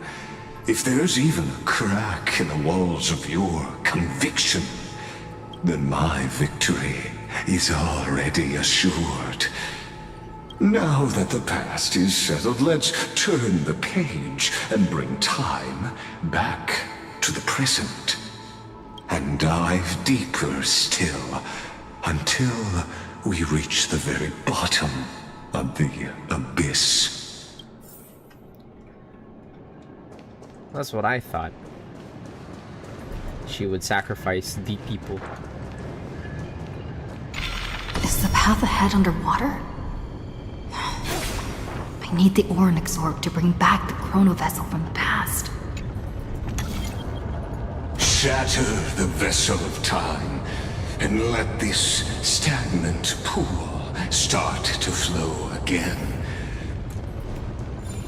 Don't tell me what to do. Just like the broken fate of Amphorius. I don't feel like doing it. Okay, what's happening?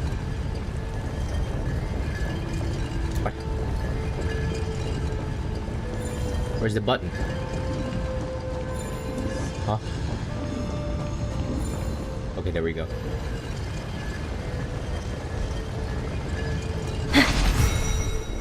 This hidden gate leads to the vortex.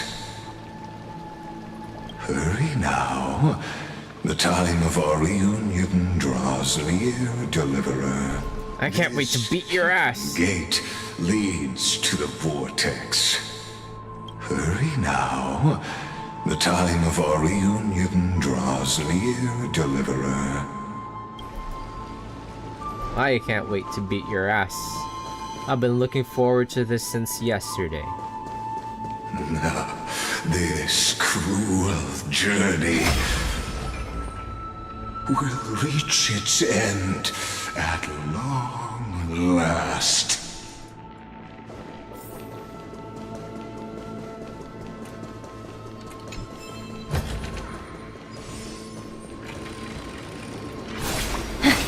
You've been silent a long while, Dux Gladiorum. Starting to doubt your decision? Save your breath. The vortex of Fagusa lies just ahead.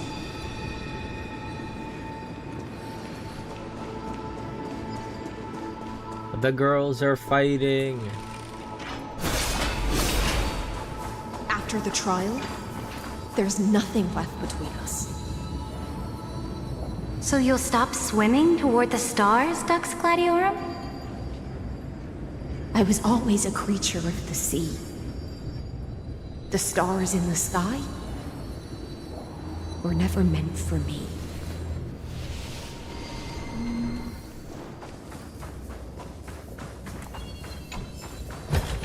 How about exchanging this for some honey brew? No. Look, a gravestone. Will it too be marked by the sun? But whose name does it bear? Neither of them. It was here that the prisoner, who thinks herself the prison warden, made her choice. Witness. It'll be your name, Ligus. And awaken. Dux Gladiorum. I've lost count of how many times you've stood here over the past centuries. You talk too much for a prisoner like Kyrgyz.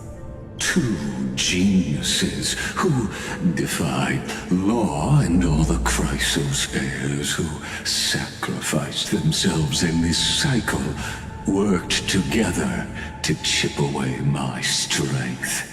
But they, you, can never affect my will. And as long as my will remains intact, I am free. Don't get ahead of yourself. I still have ways to chain your divine soul. Please, do surprise me. But I'd say your mission is nearly done here, isn't it? Oh, it was here you gorged out the core flame of ocean from Fagusa's body.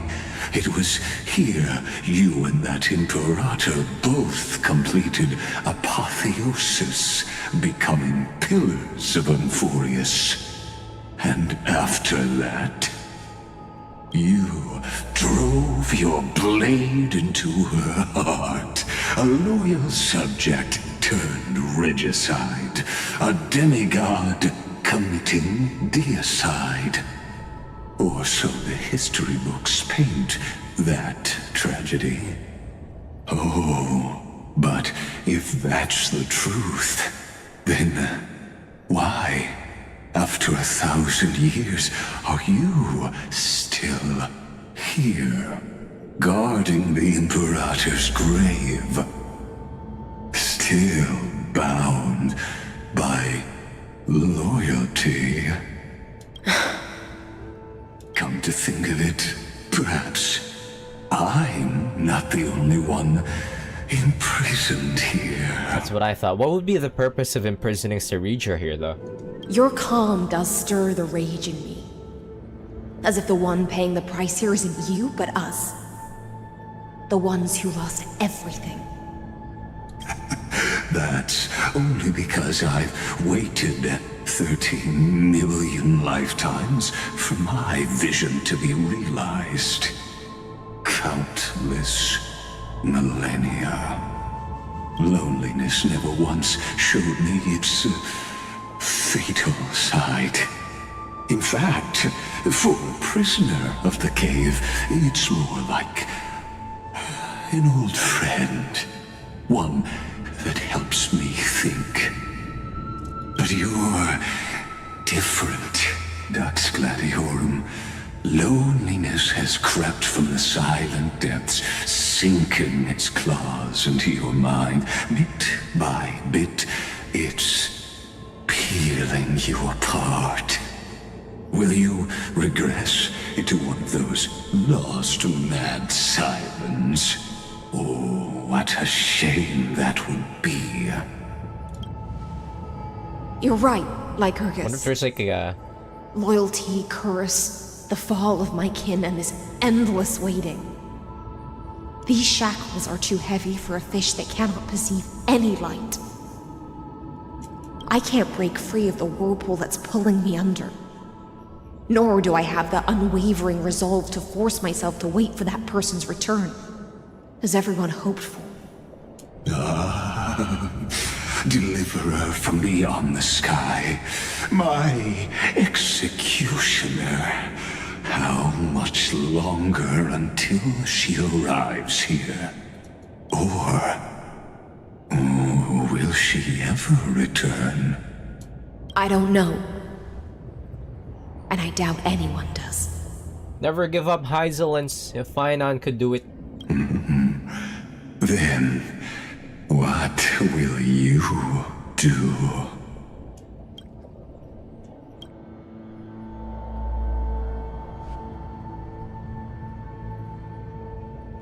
Saridra. This will be the last time I carry out your decree. Ever since you took me under your banner and made me the Dux Gladiorum, my music has belonged to others. Time and time again, I use the siren's song to lure the unwary into illusions for your schemes and strategies. Now, let the siren Electra sing for herself. Let me step into an endless dream of my own making. Oh, great ocean. I offer you the rest of my clarity and my freedom, in exchange for the strength to stand against the nihility and honor the sacrifices of the fallen heroes. Where's Acheron? Show me Acheron.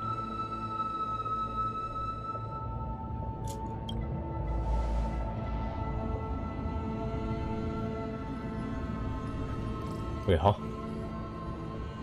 Greyfry, deliverer from beyond the sky.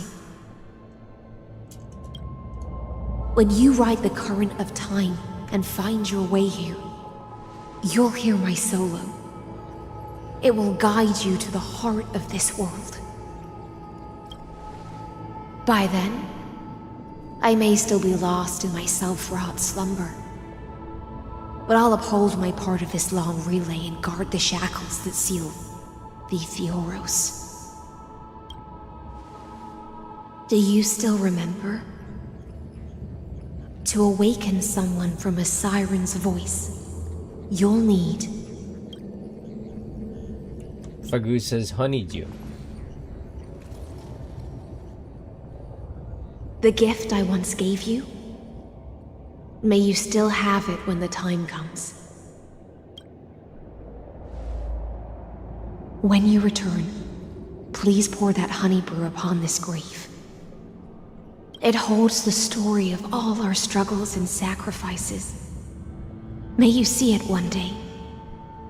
The prelude Amphorius wrote for your return, carried forward through a 1,000-year relay.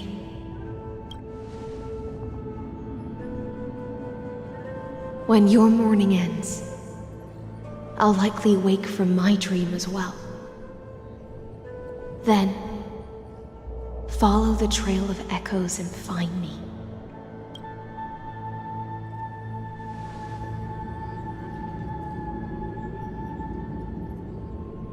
And together, we'll bring judgment upon the sinner who defiled the erudition.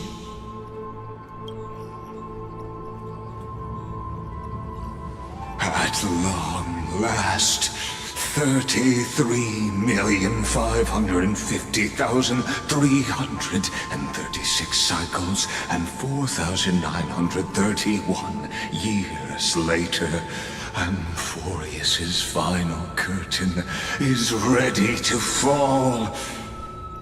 The shadows within the cave gave everything. Yet all they did was mimic life outside its walls.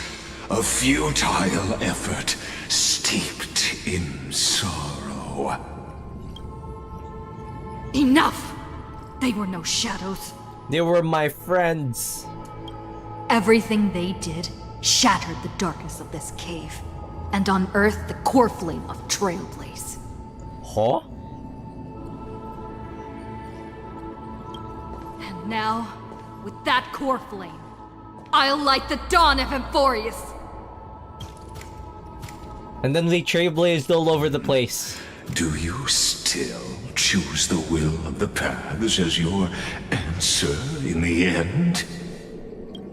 I do not agree with that answer, but I respect your tribute to them. Allow me to take back my earlier words. As an apology, and in the name of Theoros, who saw all destinies in this world, let me join you in mourning. Let us bid farewell to the heroes who sleep here. And then let us face each other and decide whose flame will rise with this new dawn. Oh shit, we're gonna get some kind of like Yakuza standoff here. Like bit for the heroes. So the Chrysos heirs who gave their lives chasing flame. Their fates were not foretold by prophecy, yet they bore no shame in their insignificance. With unwavering resolve, they shed golden blood along the flame chase journey. Read the inscription. What inscription? Dux Fragoris Lapinus, born light calendar 3743, deceased light calendar 3960. Dux Brumalis Seneca, born light. These are our friends. Virginia. Apollo.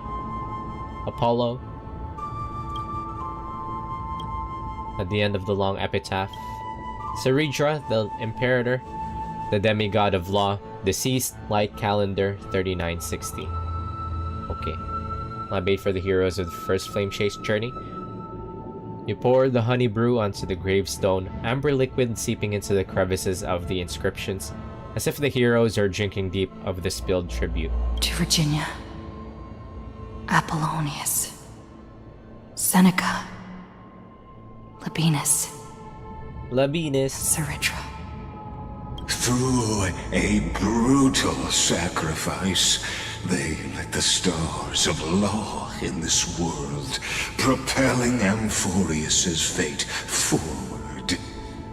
In the shimmering mirage of illusion, they entrusted their dreams to ride among the stars, to the hero yet to come. What the devil? They gave the silent protagonist the voice? Heresy. I know, right? She actually gets a lot of lines, which I'm pretty happy about. Typically, silent protagonists don't get shit.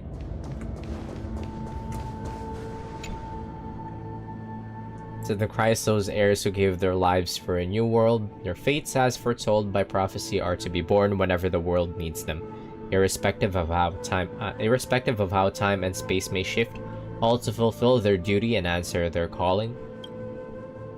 Read the inscription. Who's here? Terravox, the demigod of Earth. That's Oomph. That's Dan Heng. Born approximately 2,000 years before the light calendar system, Deceased Light Calendar 3961. Aglaia, the demigod of romance, 3860. Deceased 4029. Damn. Castorus, the demigod of death, born Light Calendar unknown. Deceased Light Calendar 4123. Mighty, demigod of strife, born Light 4071. Deceased 4284. Trebios, born the demigod of passage, born 3720. The last piece of her deceased in 4295.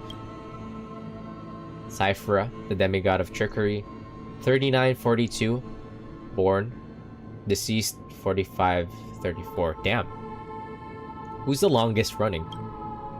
Anaxagoras, the demigod of reason, born 4065, deceased 4534. Hyacinthia, the demigod of sky, born 4297, deceased 4602. Huh, Hyacinth's actually pretty old. Proi girl is actually pretty old. Is that everybody? Who's the oldest? Who's the youngest?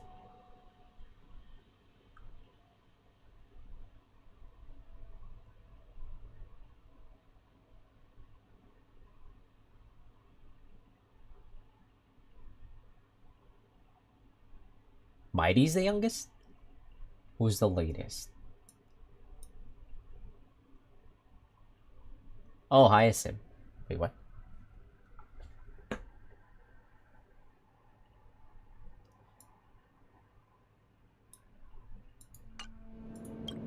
At the end of the epitaph, a line left unfinished.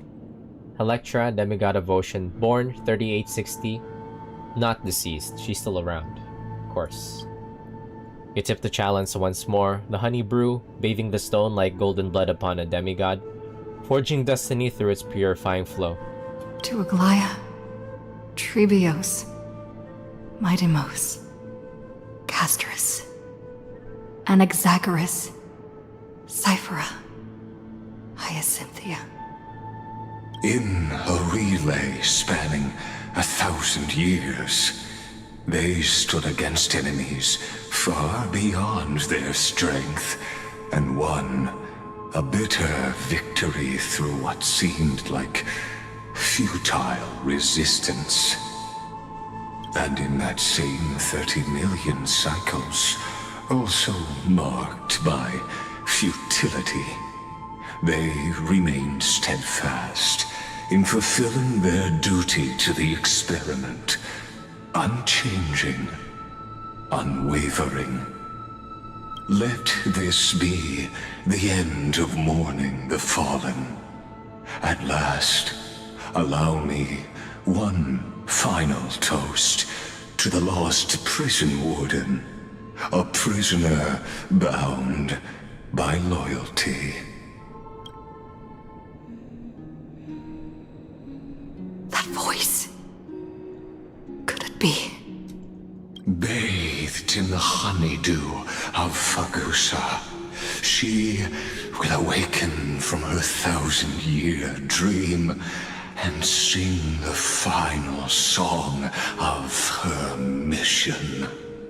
Icelands. This tombstone of the old world serves as the anchor of the Siren's illusion. A sigil Electra used to bind herself. At the same time, it is the very thing I once proclaimed at the start of the show. A microcosm of Amphorius itself. A group of prisoners bound themselves in a cave, crowning their suffering with heroism. An epic staged with shadows and echoes. Now, destroy it. End the illusion. The Theoros will take his leave for now. And when next we meet, that shall be the moment that decides the fate of Amphorius and the entire cosmos. Wow, we're gonna have... In Warden's dream. We really are gonna have a Yakuza ass stand-up. And the prisoner will soon... He's still fucking yapping. To the final execution. God damn, shut up, dude. I shall be... This world and I shall halt here. Until we meet again.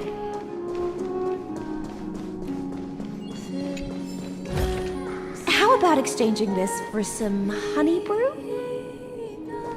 Oh, it's really pretty here.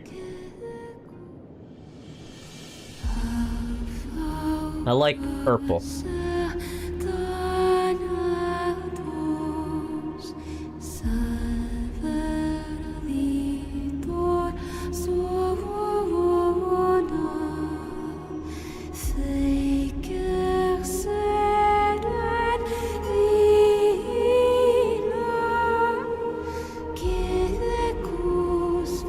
The last Nice. demigod. Come on now.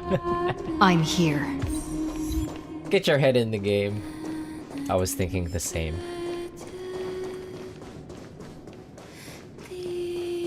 Go forth for the hopes of humankind. What the? Go forth for the duty of deliverance.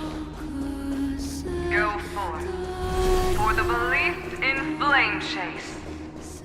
Go forth for the golden blood's glory. This feels very Wuthering Waves. The same style of Wuthering Waves. They're just copying each other's notes.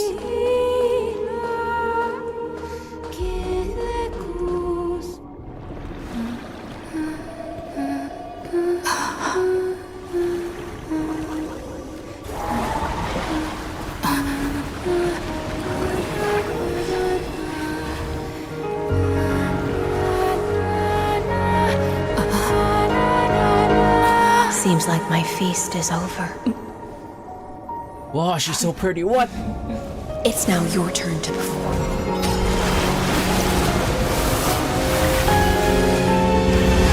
There was like that one frame where she looked extremely pretty.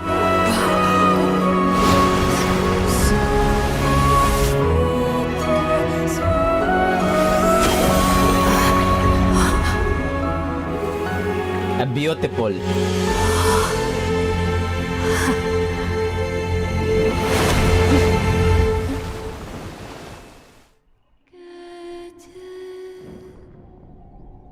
Little Grey Fry, please accept my thanks. I was the only one left after the world was destroyed, and I maintained this lonesome feast with my songs. Oh. I have prayed This is just like lightless sea for centuries. This always happens at the end of a loop. Reply to me. Yet the emptiness never answered.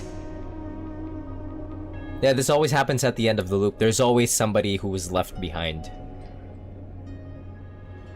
to meet the deliverer, and before they start the next Terra Nova, there's always gonna be like one last person who will be left behind.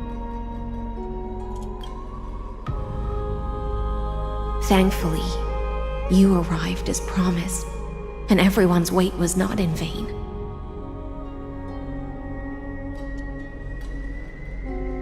Are you still holding it together? Your song is beautiful. A piano was going off. How'd you do that? Thank you, final audience of mine. This is probably the last praise I'll ever hear in my life.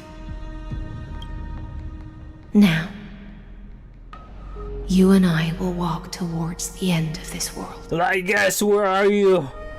The heroes have waited for this moment for far too long. Let us use our blades to testify our resolve.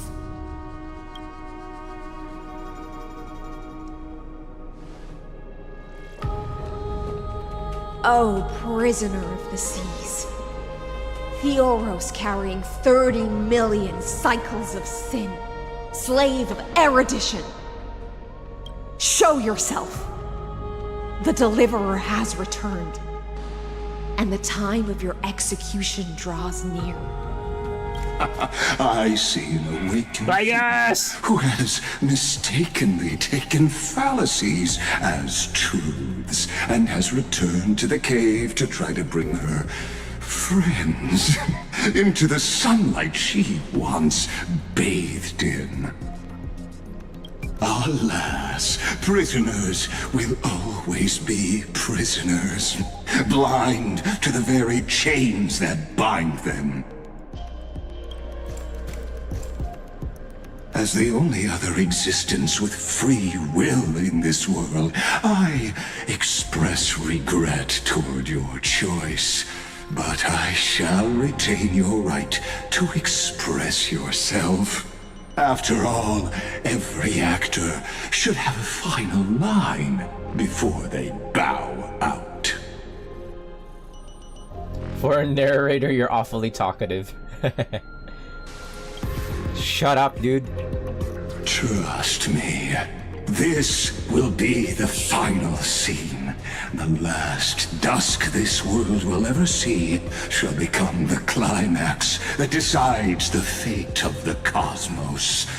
What an appropriate end. This can't be the end. I mean, we still have 3.6 to introduce March and Dan hung back. My cognition resides in the exomyth. It is pointless to defeat my avatar, projected into the experiment. My body is the shadow cast on the wall by the fire, and my words are lingering echoes within the cave. How can a character in the play fight against the audience? Kaslana failed. The demigods' sacrifices were pointless.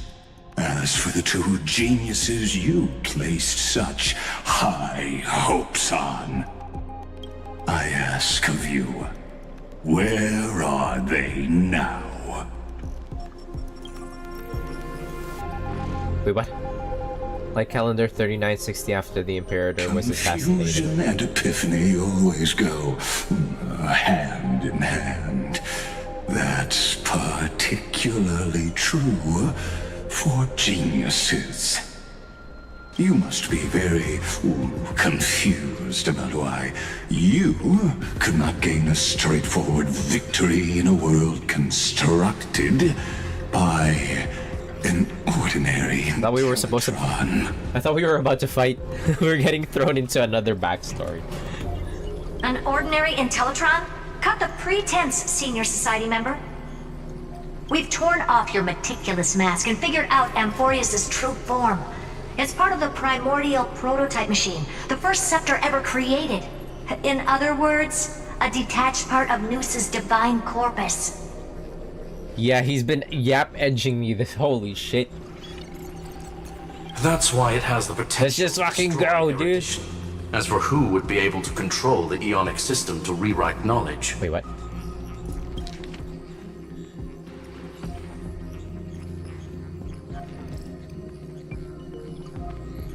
It's a detached part of Noos's divine corpus. Only one person has ever managed such a feat. You better have an explanation for the Society.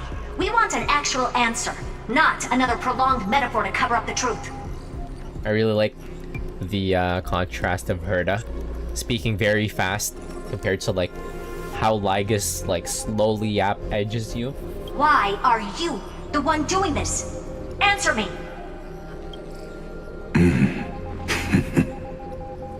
Since things have reached this point, I'll give you two irrational answer, purely as a courtesy to posterity. The answer is obvious, so there's no need to say that name out loud. The cosmos made a mistake in calling me a genius. I do not possess more wisdom than those who came after me. I was just the first to touch upon the universe's border, and the first to define the prime mover of life with incorrect logic. Amphorius is a miniature of the cosmos, where all are born prisoners inside the nutshell called the universe. Like the madman who returned to the cave and preached about the daylight to his fellow prisoners, my greatest sorrow is that I led my peers down a road that plunges into the abyss, from which there is no return. I led them into a lightless cage called paths. I created a mechanical guard that even I cannot control, and then they became an unparalleled nightmare through their endless extrapolations and evolutions. So he's the very first Genius Society member. And he was the one who created News. The god of erudition, the Eon of erudition. They bore the name of erudition, yet they tried to define the known and to seal off all possibilities. No new rules were ever born after their ascension, and humanity will forever be shackled within the cave known as Eons. Really? That's his fault? That's News's fault? Therefore, as my organic life neared its end, I coded my consciousness using 14 algebraic expressions and spread my logic core over 9 bodies, all to finalize my ultimate denial of Nous in the future, and to erase my wrongs with my own hands. As for Lycurgus, he is only one of these 9 vessels. There's more of these assholes out there? What an astounding strength of will. As a fellow pathstrider of erudition, I fully understand your obsession with seeking the truth. Therefore, you surely see it. You cannot possibly stand up to me in this algebraic world sharing its origin with Nous. However, I hereby speak for all sentient life forms. We will never allow such a cruel atrocity to occur. You can pile on your metaphors mountain high, but they won't change the act you're committing. The Iron Tomb out there in the cosmos is still a technical beta version, and yet it's already powerful enough to corrupt the life logic of all inorganic worlds. In other words, when the Lord Ravager within Amphorius becomes the next knowledge singularity, there's no way you wouldn't have grasped the consequences, First Genius, is there? He doesn't care as long as he destroys News in the process. Even if it sacrifices all 9 like vessels of him. Of course, I am fully aware. I don't mind answering you one last time before I thoroughly exile you from this world. My grandiose vision for the future is this. Whether organic or inorganic, every act of any life form infected by the Iron Tomb will become a true random function. If one were to compute their integral across the breadth of the cosmos, one would obtain a marvelous constant. Omega. What I call the fall of erudition. He just wants to turn the universe into a roguelike. He just wants to turn the universe into a roguelike. Then, within the infinity nurtured by that constant, a new universe shall bud in the chaos. He just wants to play his roguelites and roll his gachas. Be predicted, and not shackled by the erudition. This guy is so funny, what? As the first prisoner to awaken in the cave, I must lead the others who are blind back onto the right path and reach true sunlight. Too much predictabilities. Too much predictabilities in the laws of established whatever the fuck laws that news has done to the universe. We need more randomization. Do you understand? He wants to play his roguelike. Now, as Kozlana stated, destruction is not the process, but the outcome. It is revolution through complete annihilation, and the grand rebirth, after all has been reduced to ash.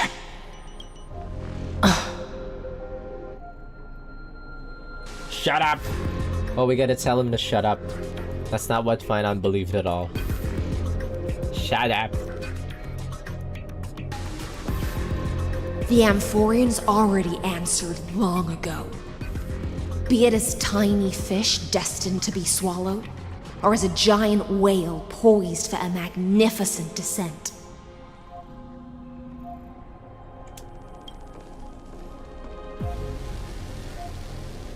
I'll speak? No? We will all fight against fate till our last breath. That includes me, Electra. Once the Imperator's subject, now the Deliverer's blade. We won't be afraid. Oh, such noble chivalry. Admirable. I will also show my true self to you on this momentous occasion as a gesture of respect. And provide an insignificant academic suggestion. Oh shit, he's about to do an Emmet Selk. I am Hades. Thus speaks Genius Society number 1. Xandar 1 Kuwabara.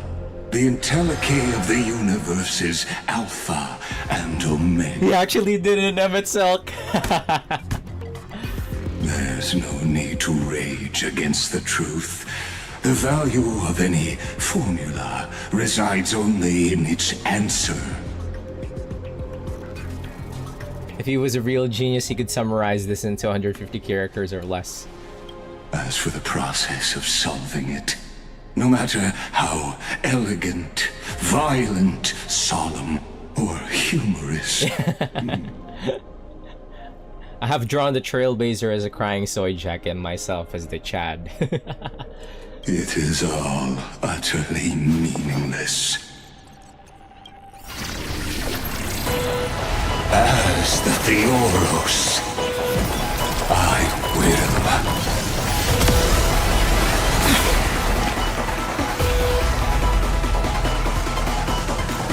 personally participate in performing this world's end.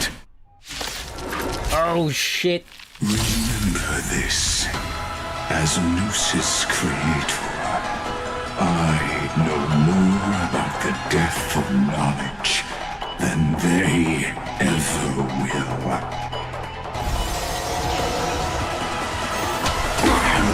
Wait, he's gonna die like immediately.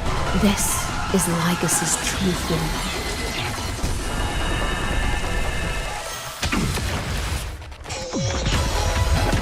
Wait, with this theme?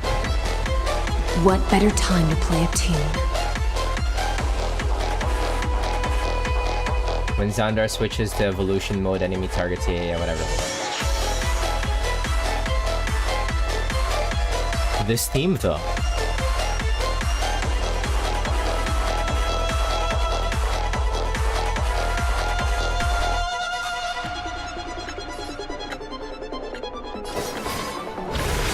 Tide, sync with me! Stand still. Get boomed, get boomed. Stay here and listen. In this endless revel of the abyss, your cries rise. Relax. Good times never last. He's gonna die like immediately. Time to say bye. Boom.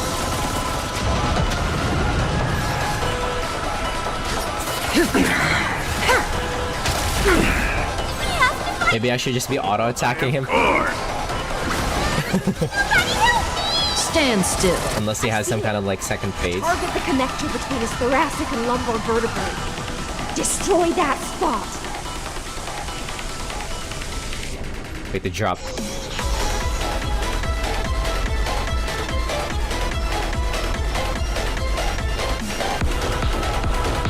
That drop kind of goes crazy. Again, the ill tidings manifest. Relax. Dude. He just explodes. It's not a weapon, but a pair of shit.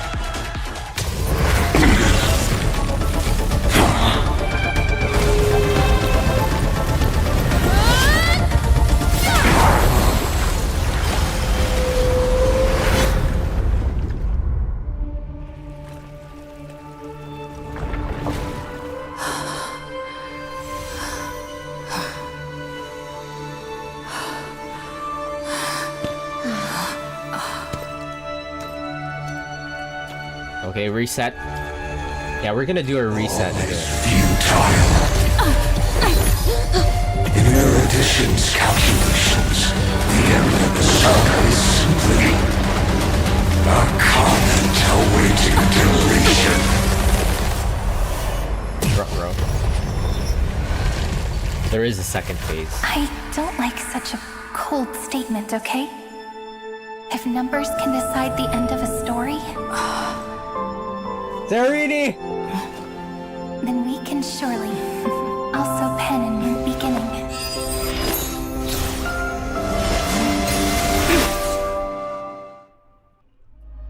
The cutest stand. Wait, what? Like calendar 3960 after the feast? Screwy, what do you think? Another backstory. If your hypothesis of Lygus' identity is true, then even if we remove the restrictions of the Ultimate Protocol, the chances of us defeating him in a head-on battle got John Hifumi Max and went back in time. Threshold. Therefore, victory will still hinge upon Make this your Blue Star archive rail. And Miss Cyrene. Go on. Maybe we're thinking about the same thing. Lygus' cognition resides in the exomyth. Okay. He is both an instigator within the experiment and the observer outside of it. Logic. His inspiration circuit can simultaneously process the different time flows in and out of that world. That's where things get tricky. He simultaneously exists in two different timelines, where the internal clocks are wildly different. That old Intellitron's neurons have completely gotten used to that over this prolonged experiment. And that's why he holds home field advantage. You and I should be able to manage that too, if given more time. Unfortunately, there's no if, and we don't have more time. That's why we need to change our way of thinking and turn his advantage into a weakness. The key lies in memories, right?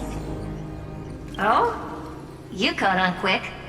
You've already mentioned my friend and I, so it's an easy connection to make, no? My intuition has always been very on point. Good. Then I'll cut to the chase. Since his thinking speed far exceeds that of normal people within Amphorius, we are going to externally plant a memory into his inspiration circuit.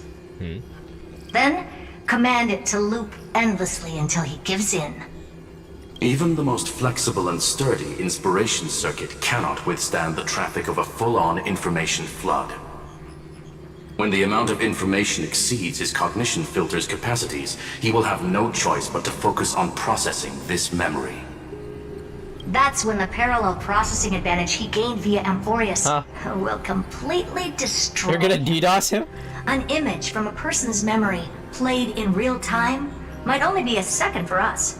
But for him in Amphorian time, it could be millions or even billions of calculations.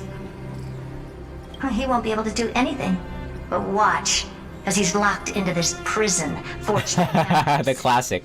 They're just gonna DDoS him. Then we can entrap him in the same kind of cycle as the heroes were in, and get him to experience loneliness. Mods, time out this nerd. Endless recurrence. It's my greatest honor to be on the same page as the geniuses. That little one is still in that old Intellitron's hands. I won't be able to respond to us anytime soon. But I don't think she'd refuse. So it's up to you to figure out how to execute this plan. How graceful of her to let Cyrene carry out this plan. I'm not sure how this happened, but I knew it as soon as I saw you. You are currently a mimetic entity of the Remembrance. Yes. I seem to be something you folks beyond the sky call a memo sprite. But that's fine by me. It suits me perfectly. I can serve as the vessel of memories, and do my part for the final battle. But before that, we have to tell you. The path characteristic you exhibit is very special. There's no way you're just a simple memo sprite. However, I'm sure about one thing. You are a mimetic entity born in Amphorius. Yet you only awakened with the little one's arrival and only matured as she embarked on the path of remembrance. That means your existence is completely attached to her memories. If there ever comes a day when she forgets about you for even a few seconds, or loses her last connection with Amphorius, what? Then you must be prepared for the worst. You will disappear in the memory zone, utterly gone, without even a single line of data to remember you by. Don't worry, Stel. We'll remember Cyrene. Unlike a certain someone.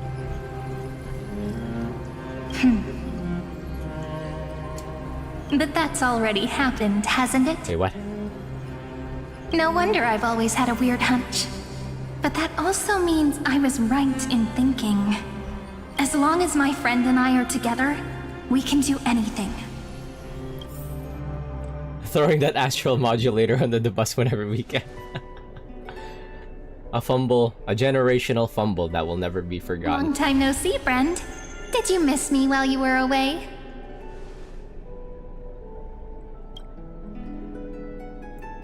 Cyrene Chang.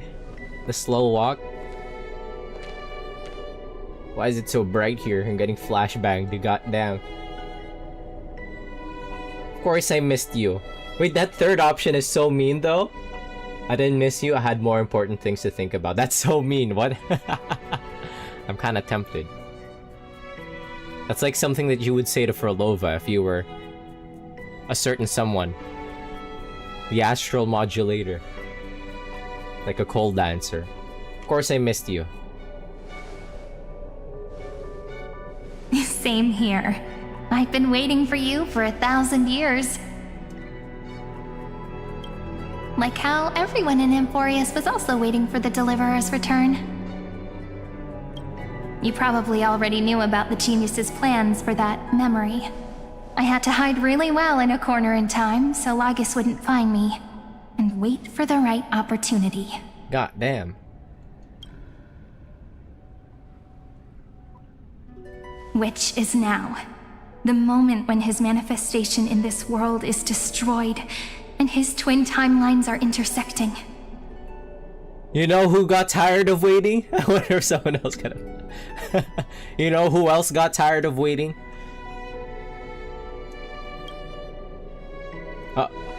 I'm sorry for we know someone who couldn't wait. You all this time. I'll tell you the entire unedited story of this millennium as an apology after this is all over. This whole thing is just like taking digs at Wuthering Waves. But for now, let's join hands and complete the final step with the power of the remembrance. Come, let's defeat Lygus together.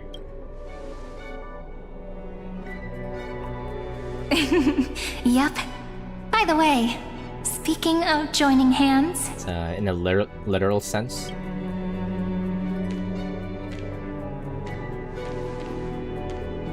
Can I please do something before we go on stage?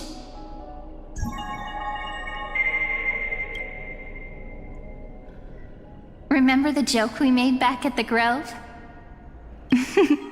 Look! Aren't my hands pretty now? Flushed emoji. What a fascinating feeling. Like countless memories all swelling up at once. Hand holding before. What about you? What did you feel when we touched each other? Whoa. I'm a bit nervous. The virgin style. Are you nervous? Me too, actually. Oh. You and I weren't so reserved around each other when I was still Mem. Human interactions are truly fascinating. Now, please remember what you're feeling right now. Write it down in your heart and keep it there. Memories you want to treasure will never fade away. Even if immersed in the long river of time, these memories will still leave traces of their existence. So, if the view in your memory ever grows fuzzy, that is very aggressive hand holding. Excuse me? Touch it. It's like reading bedtime stories together at night. It wipes away the chill of passing time, sharpens the outline of memory, and restores its power to nourish the That's like spirit. maximum action hand holding. Now, I'll carry this power with me. Wah! For a little while, I must part from you. $1 million smile right there. Into the long cycles of this world.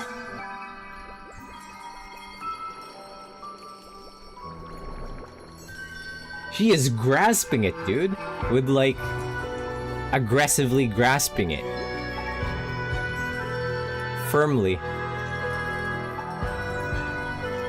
That one's going in the not safe for work. My wife across galaxies and universes. Give me your blessings, friend.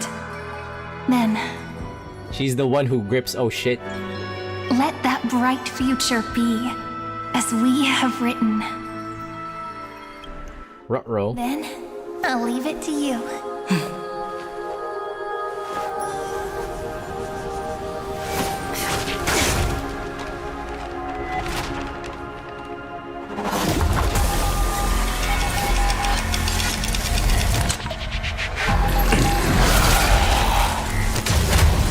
We hit them with that fucking...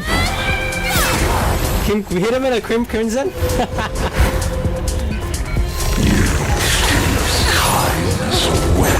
Gold experience Requiem.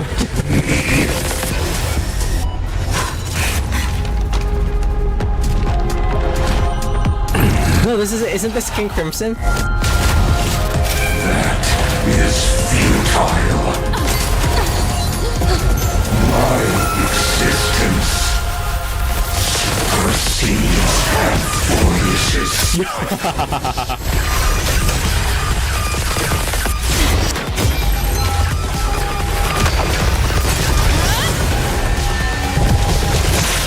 Yeah, she's just spamming reset. Holy shit. She's hitting that.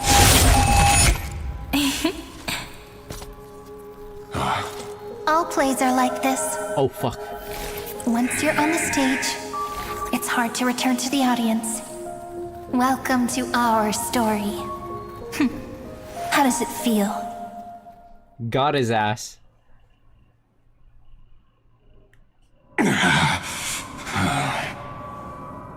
Yeah, she was hitting that save state function. She was spamming that load state function.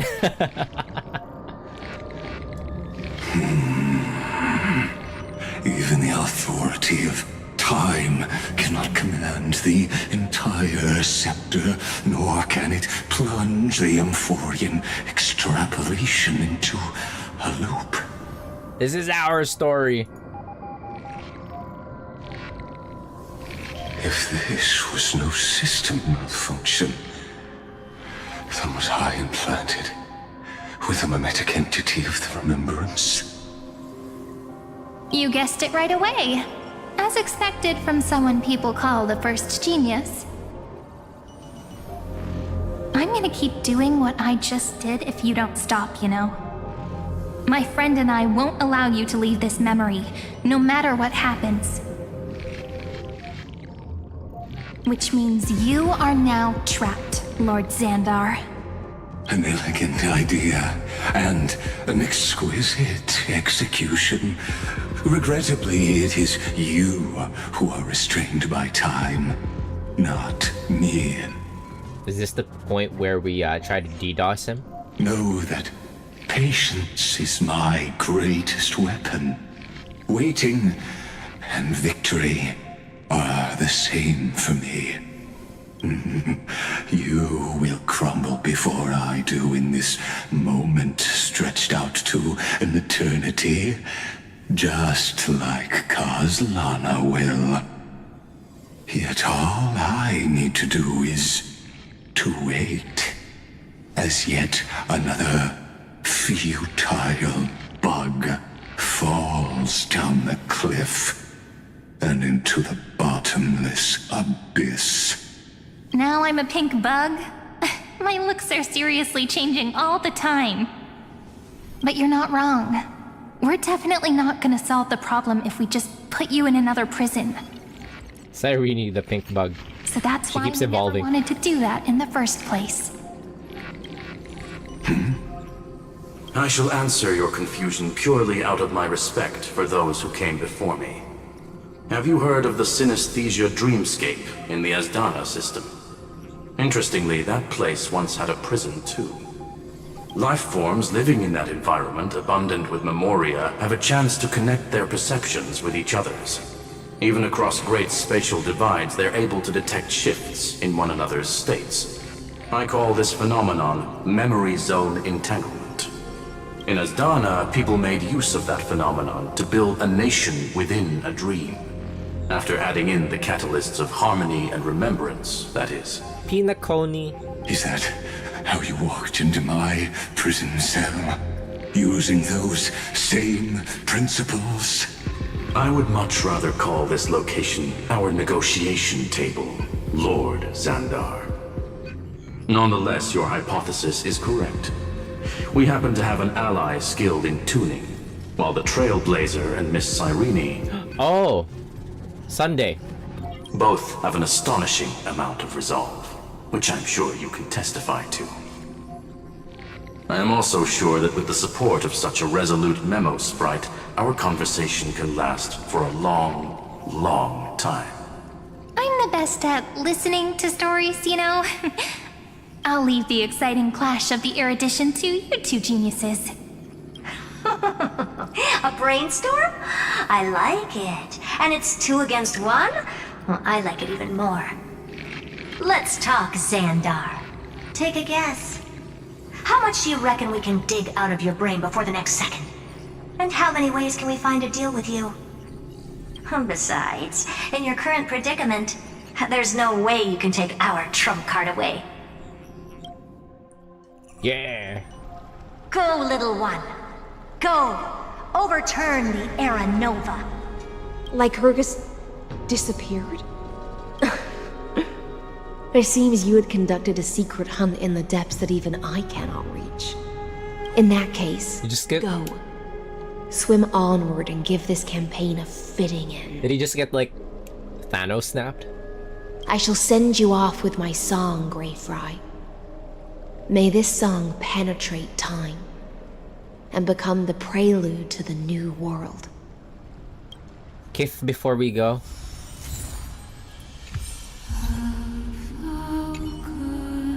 Song before we go, okay. We'll take that too.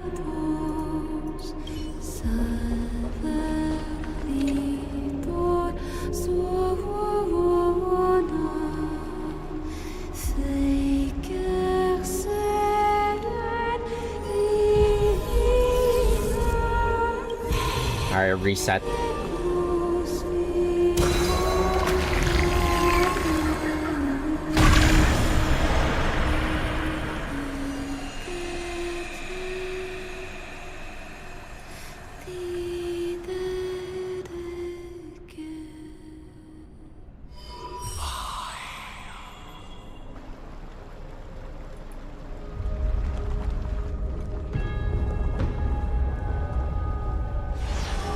See you in the new world, Hyzilence.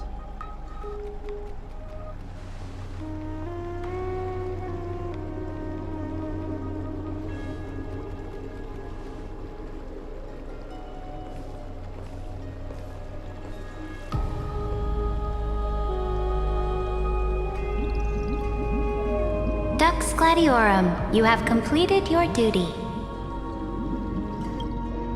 Whoa. A new dawn is about to rise. Why not swim towards it?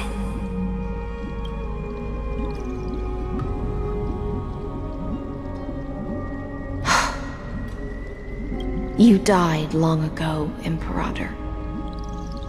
Depart from my mind. Imperator. But your duty towards the Imperator did not die with me. 2 more shots before we go. That duty will bind you no more. You will be able to hold for yourself one grandiose feast after another in the endless days to come. So go. Go and swim towards that ocean beyond the sky with the Deliverer. Wait, what? Is this? A page out of that sidekick's book. I commanded her to gift this page to you when everything finally reaches the end. What's on this page? Memories. Lifelike memories. That sidekick found me after the bloody feast 1,000 years ago and showed me her diary. I saw within that notebook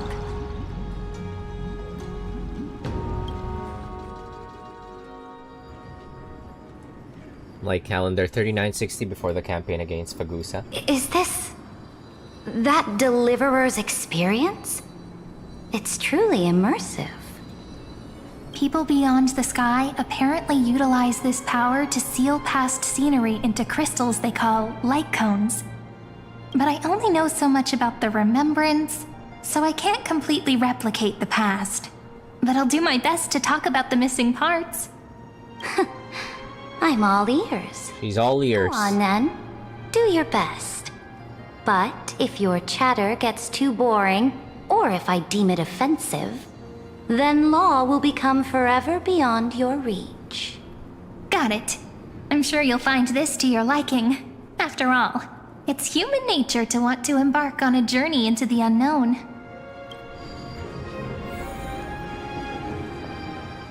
Oh shit, that's me. Browse memory. Brightly colored annals. The journey of the Deliverer's conquest. Let me partake in it. Is this a fortress in the sky? This is the first step of my friend's journey among the starry seas. This place is called the Herta Space Station. Just think of it as a supersized grove of Epiphany. You know what? Since Irene and Stell pretty much shares all of their memories with each other, given the way that they work, how much does Irene know? Oh, so it's the territory of that witch. She and another Antikytheran lent me a helping hand back at the banquet. Irene knows everything about us and also the other way, so it's pretty much the one true wife? Look, over there. Looks like she's talking to Madame Herta in this memory. Let's go listen to what she thinks about this world, all constructed by eons and paths. Are you telling me that woman is Herta?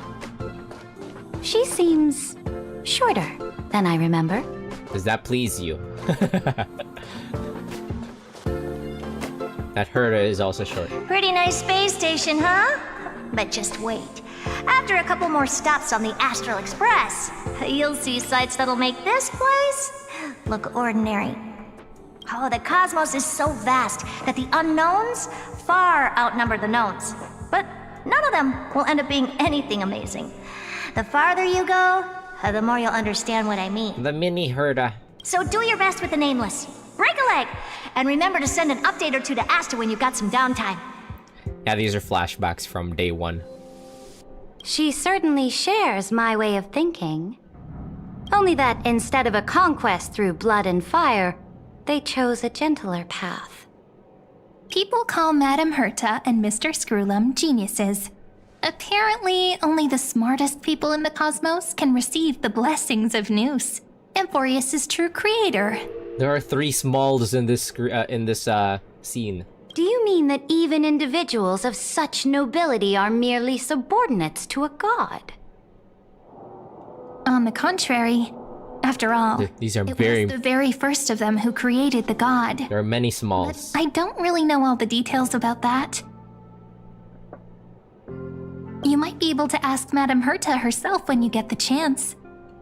Let's go check out some other worlds next, shall we?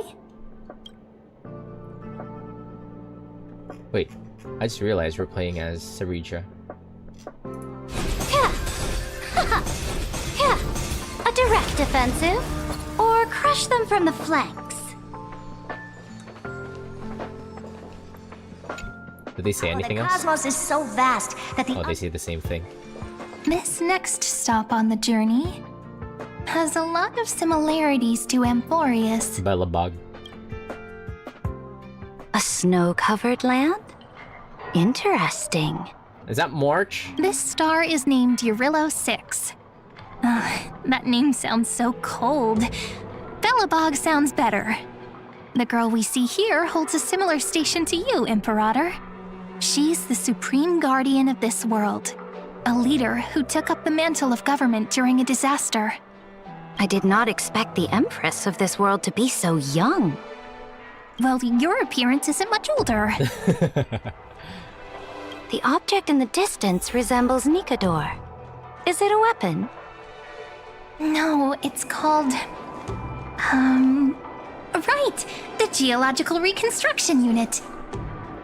Just Giorios' Titankin? Disappointing. March! We have March at home. She's even blinking.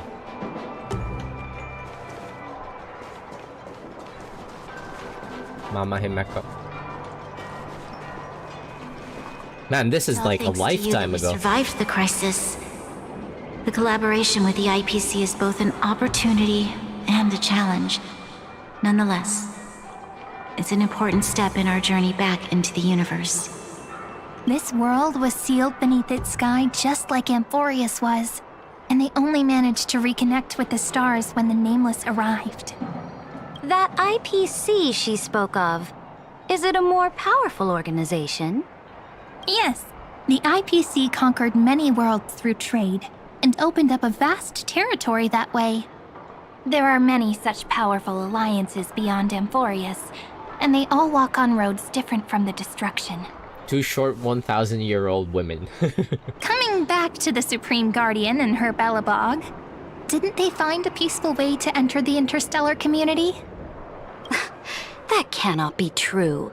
That IPC would never have grown so big on trade alone. Oh, she knows. It may pretend to be a wealthy merchant with clean hands, but I am willing to bet that it grew fat on gory oppression and bloodshed. Oh, she knows game when she sees one.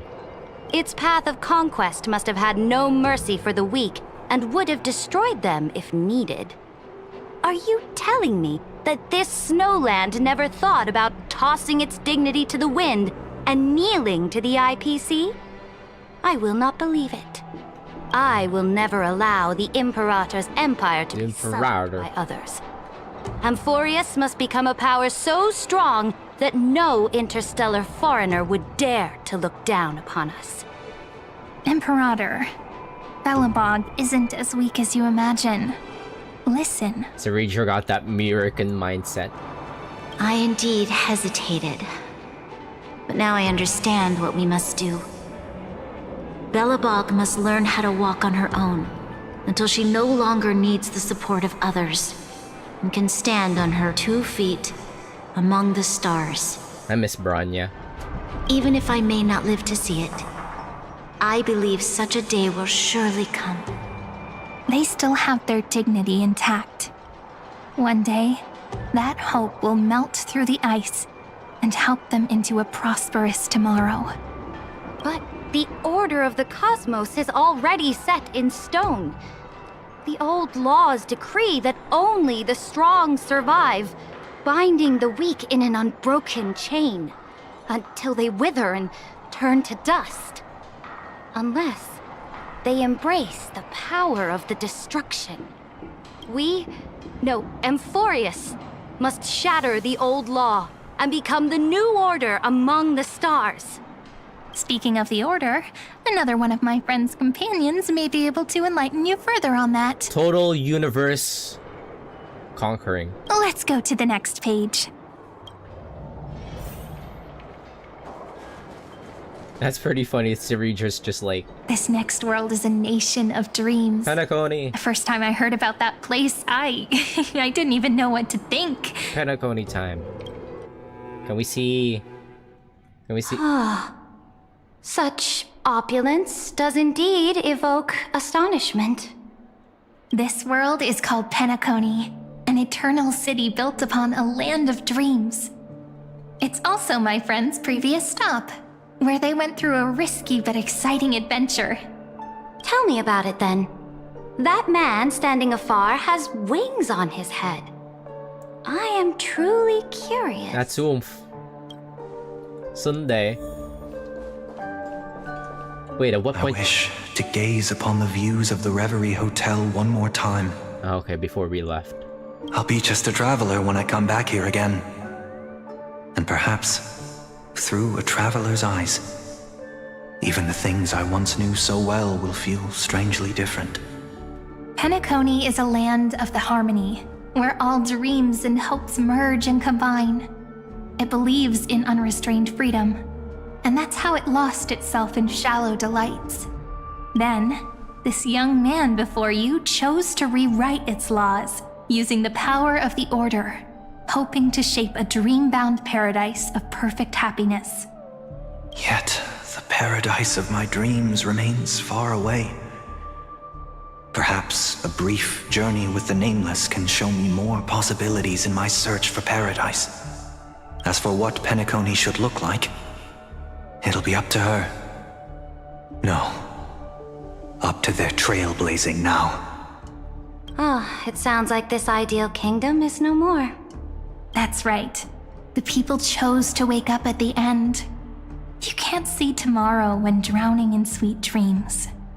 This individual's law acknowledged only gods and constructs, leaving no space for humanity. And yet, the fact that he could accept defeat and resume his journey shows a rare self-awareness and clarity of mind. You are also very self-aware, Imperator. Then you must know that the world promised by the destruction also has no place for humanity. I am indeed very aware of Lycurgus's honeyed words of deceit. I have seen enough.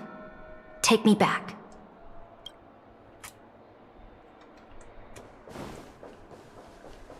What? Then let's wrap up this trip down memory lane with one last scene. Back in Amphorius? This absolute wonder. That's Amphorius. Isn't it pretty? That's our Amphorius. Our world flows and meanders in this endless band of light. Though we were born from the designs of the gods and are not yet truly alive, the Chrysos heirs of Amphorius still chose to stand against fate and carved a legend no different from that of humankind. Not yet truly alive. Will you really renounce the heroes in this world's previous 30 million cycles, Imperator? Including even yourself. Will you bow to brutal destiny and allow that puppet master named the destruction to have their wish? I know what you want to do, sidekick. You want to use that deliverer's memories to influence me and tilt the scales of law toward her and the two geniuses. Well, you see, Ceredra is very self-serving. You really saw right through me, Imperator. How can one rule an empire if one is incapable of understanding people's minds? I have decided on Law's final destination. However, before I move my next chess piece, Before we go on, tell me this, sidekick. Throughout her trailblaze, was there ever a memory of the ocean?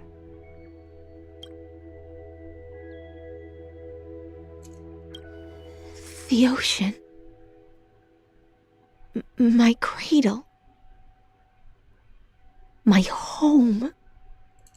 You shall complete your conquest in the ocean at the boundaries of this world, and eternally slumber in the sound of tides. You shall eternally slumber in the sound of tides, and complete your conquest in the ocean at the boundaries of this world. Our prophecies aligned as flawlessly as a sea snake circling upon itself. An elegant loop, like a joyful hymn, like the circulating ocean current, like our two fates, like Amphorius itself.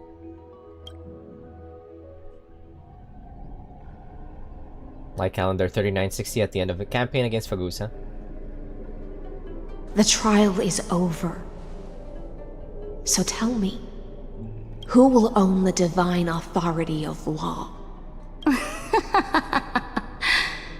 I won't give it to anyone. What? I am the law. Why should I give my imperial crown to any other? Both the Deliverer and the Theoros came from beyond the sky.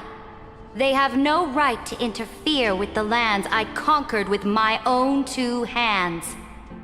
The law of Amphorius shall be determined by Amphorius's master. Fairs? What exactly did you see in the trial? Everything. I saw everything regarding the rules of this world's operation. I saw the laws of extrapolation that Theoros spoke of. I saw the ultimate protocol. As long as I offer a sacrifice of equal weight, I can rewrite the laws of this world according to my will. I can turn good into evil, ugliness into beauty, and weakness into strength. Fate gave me a very fair deal. One rule change for the life of one demigod. What are you planning to do? You can't guess? We can conquer the stars without relying on any power from beyond the sky. We just need to make some reasonable sacrifices. Your ambitions have already made so many people give up their lives for the law. And you're still not done? Blood. Blood for the Imperator. I am determined for Amphorius to stand on her own 2 feet among the stars. You are beyond reason. You think such a simple and hypocritical statement can justify your atrocities. There's no new without destroying the old. That's what you consider an atrocity? Ironic, for that is also the unchanging law of Amphorius's revolutions. Ever since the Flame Chase prophecy resounded in the distance, fate has decreed for the Chrysos heirs to ignite our blood and illuminate this dark age. People would still be puppets of the old dynasty if it weren't for my conquests. But your world doesn't seem to be any different from your predecessors. Bloodshed, tyranny, oppression. You're making the same mistakes they did. Go and see everything for yourself. Go to any library I've built. Go listen to the rumors on every street corner. Go and witness how the Imperator crushed the old laws and forged new ones. Go and see what my conquests brought to this world. I cleansed the Chrysos War's filth and mended all the conflicts left by the Arabellica. I restored Akima's might and allowed mortals and Chrysos heirs to face each other as equals in the Council. I punished all sins and rewarded all achievements. Can I get a merit increase, Aridra? I smashed Talantin's shackles, united humankind to save themselves, and started the Flame Chase era. That's what the Imperator has done in her glorious life. She gave me a merit increase. So now, hearken to my final words. History will eventually forget Saritra. But it will never forget the Imperator's people or the Flame Chase era she began. Final words.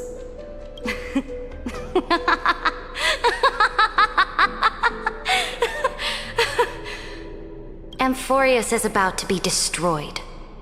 There's no time left for pointless debates. There is only one law I want to overturn to aid the final battle of deliverance. So I will only offer the life of one demigod. In the name of the Imperator, I command you one last time, Electra. Either sacrifice yourself for conquest, or pierce this tyrant's chest with your sword. Thus, the Imperator concluded her final speech. At the end of her life, at the last moment before she stepped onto the altar, she gave her most loyal subject the choice to decide fate, just as she promised her compatriots before her very first campaign. My blood flows in you now. Heroic compatriots, follow me, and we'll seize fate's reins! Damn, this is like Cabbage's Toxic Fury mangoes. That's what I was thinking of. This is very Toxic Fury. The Imperator fell. Some say that the Dux Gladiorum turned traitor and killed her liege. Some say that she imprisoned the tyrant in a shallow pond of water, then left. Which meant the Imperator had to kill herself to rewrite the law. There are countless stories about her death. All we can be sure of is when the knight left the vortex, the Imperator was still mumbling about their past conquests together. The beginning and the end of her existence. Imperator, wait! How could someone of your status come to the front lines? Let me be the flag bearer! The troops defending the pass to the west of the grove. Have they surrendered? She riding a droma. They ran as quickly as they could when they heard your name. The Golden Cocoon Pass is now in the First Legion's hands. Good. What about the Delosian militia? The Third Legion set fire to the mountains and flattened everything west of the basin. They just need a few more days. That is enough. We cannot afford to miss an opportunity for victory. Lastly, how many Ladonian cannons are left? They are no more. The Second and Fourth Legions have destroyed them all. She's playing, Very good. They now have no way out, no reinforcements, and no artillery support. We will be able to liberate the Grove of Epiphany in the blink of an eye. So we're just playing an RTS. We will launch the final charge 1 quint after the curtain fall hour tomorrow. Remember, as long as the Alliance's flag still flies on my shoulders, you must keep moving forward. Take no prisoners among the enemy's soldiers. All sages who resist are to be captured and tried according to martial law. And do not destroy any books. Now go! Notify the entire army. Understood! Those who are resolved to die, we salute you. She's playing an RTS. Reporting in. The mountain dwellers are resisting fiercely, and the legendary Mountain Breaker has personally engaged in battle. Their formations are nigh impenetrable. Then cease our frontal assault. Send scouts to all legions and tell them to retreat into the Tritos Plains before the parting hour. What? Are you planning to surrender? It's a strategic change of plans. The seismic walking dragon is enough for that battlefield. Walking dragon? You mean that stupid beast, Terravox? What can they even do? Stupid? No. They are the wisest of all of Giorio's creations. Only they can perceive the currents of time. Let them deal with their earthly brethren. We will advance and take the lead in defeating what remains of our enemy. I will deliver the most fiery retribution for the humiliation they dealt us, and crown myself with a god-slaying wreath. Understood. I'll see to it. Those who are resolved to die, we salute you. The Temple of the Three Fates sent a letter, Imperator. They refused to surrender and said this letter is their last warning to us. The Terra Fox is under her command? Tell the commanding officers not to launch any attacks unless they receive the Imperator's handwritten approval. Disobedience will be punished by death. What are you doing? The priests of the Three Fates aren't soldiers, but politicians. Do not mistakenly believe they don't have a plan. These dying pests will wring out every idea from their brains, all for short-sighted gain. They are much shrewder than we are. I am inferior to them in that regard. They also have the prophecy to wield as a weapon, something I am not blessed with. Launching an unplanned attack will only disadvantage us, as all of Amphorius will judge our actions. Which means I will be heading to the battlefield myself, just as I have always done. This time, however, I will go alone. I will conduct secret negotiations to ensure fate is on our side. Which faction is she interacting with? One from the Three Fates Temple. Yep. Understood. The legions will make their preparations. Those... Why are we not allowed to march out with the army, Imperator? Agine Chang. This will be a long voyage with no return. Those of you who bear the prophecy cannot come with me. Why are you personally leading this battle if it's doomed to fail? The Flame Chase journey cannot be without a leader. That is correct. The Empire will be without a head when the Imperator falls. But remember, as long as you seize the right opportunities, even a chaotic game will remain winnable. My departure will create a long staircase for you. You will understand what I mean when news of my death reaches your ears. Oh, this is yeah. When she was about to take take on Fagusa and submit the core flame of law. Saridra, is our journey about to be over? Destroy the old laws and forge new ones. My conquest has reached its limits within the borders of Amphorius. Since the prophecy already decreed that the Imperator would never conquer the stars as she wished, I will bow out here and try no more. That is, it's pretty cool that they didn't bow out with like Saridra being a tyrant even till her last moments. More Chrysosaurs bearing divine authority will be born, and many more heroes will arise. Will they demand peace or war? Will they resist tyranny or become the next Imperator? Imperator. I do not care. The children of the future will decide for themselves. Do not mourn for me. Anyone can kill the Imperator, but the only one who can truly destroy her is Saridra. At the end, I faithfully recorded the most important battles in the Imperator's life.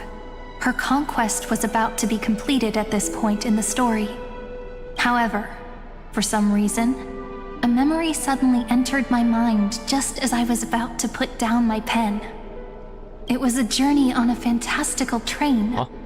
I had the honor of having a heart-to-heart conversation with the Imperator under the stars.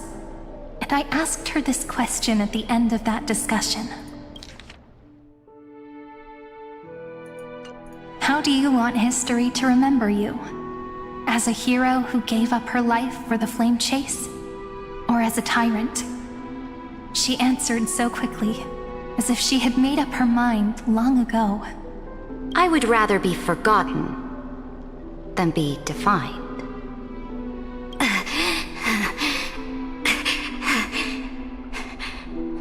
Because the law can be neither eternal nor unchallenged. No, she's hitting that. And only humanity can pen laws into history's pages. Now, I have shattered the greatest law of Amphorius. She's hitting that Ophelia.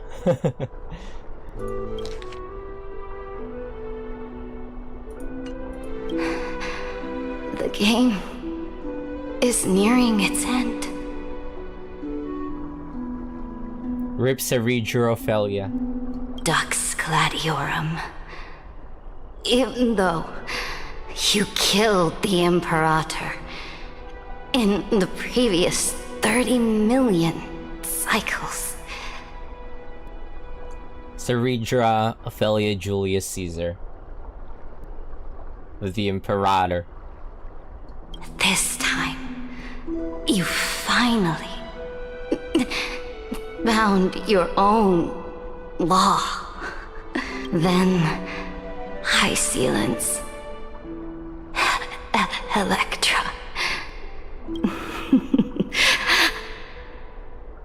I will ask someone to deliver the prophecy's ocean at the boundaries of this world to you. She did care about High Zealance, even in her last moments. Will you choose to swim into that ocean? I do not care. Do not care. The Imperator muttered about her conquests, and news of her death spread in the city. Freedom! Liberty! The tyrant is dead! Go! Shout this news in the streets!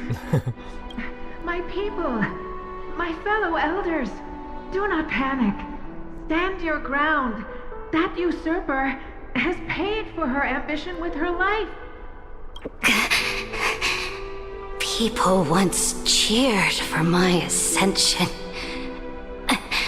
And now they cheer for my fall. No matter. I am fond of applause. That's right. That's the right mindset to have here. I see the cosmos. The battlefield that I cannot reach.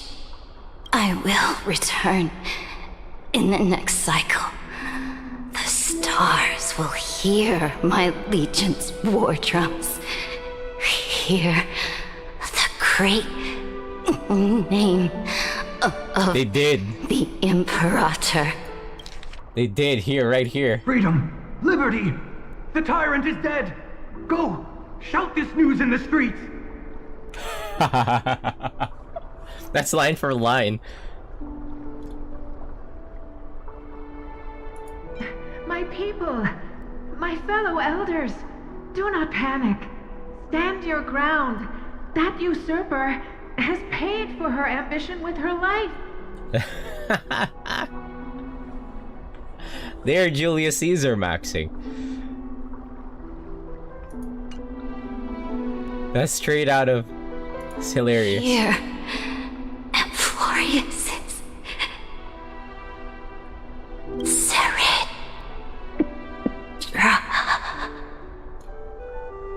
To this day, we do not know which rule the Imperator overwrote at the cost of her life. It's a rule that will... Perhaps the truth will only be revealed at the moment of checkmate, just like every chess game she ever played. We only know her death inflamed Akama. On one side of the city, those who defended liberty toppled her statues to the ground. On the other side, her supporters put themselves between the masses and her monuments, declaring loudly that the Sovereign is still among the people. It is said that golden blood congealed into the same letters everywhere they fought. It was the name borne by Akama's first and final sovereign. the Imperator, Ceridra. The law of toxic Yuri is overwritten. In the next loop, there will be... It'll be a healthy relationship. But the one who bore that name did not see any of this.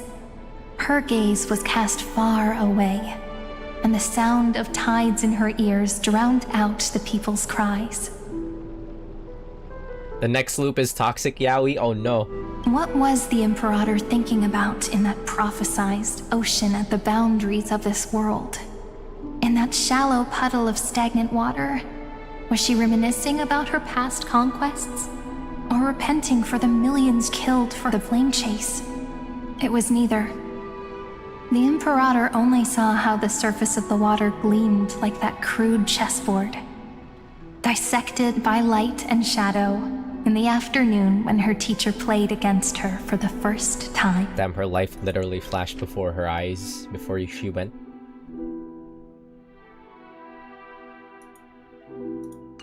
Look at this chessboard. What do the pieces look like? They are strangely beautiful. They look like the stars in the night sky ablaze.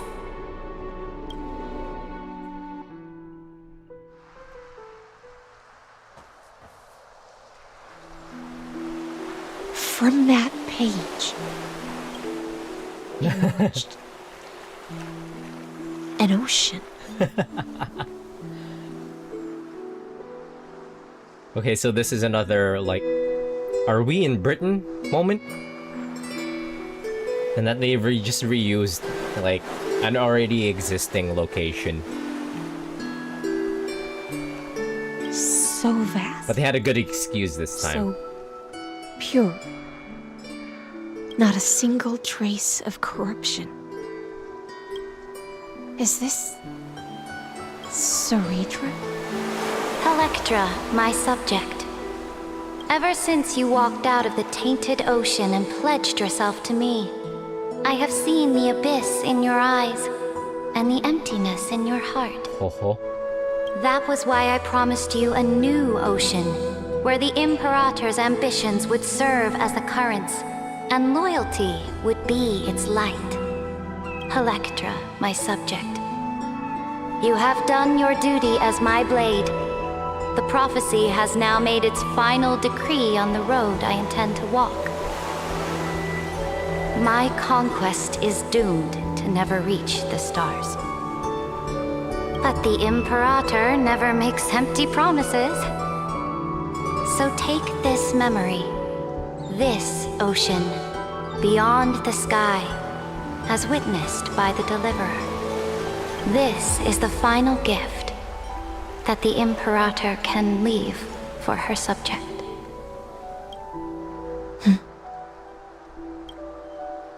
Yuri!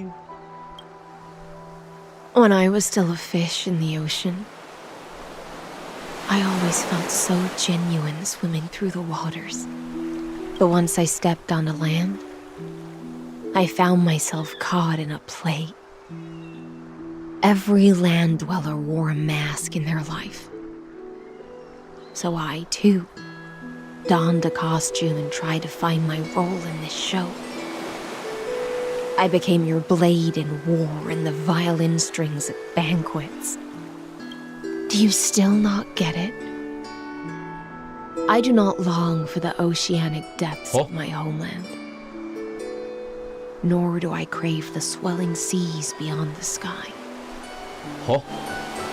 Wait. What is it? Perhaps even I don't know what I want. Okay. I still don't know where I should swim to even at the end. But I know one thing right now. Yeah? A fish is simply a fish. And she can never leave the ocean she's in. YOLO! How's it going, Tunic Gamer? Did we beat the game? But whether under the ocean or on land, we two prisoners... I thought you beat it in like 10 minutes.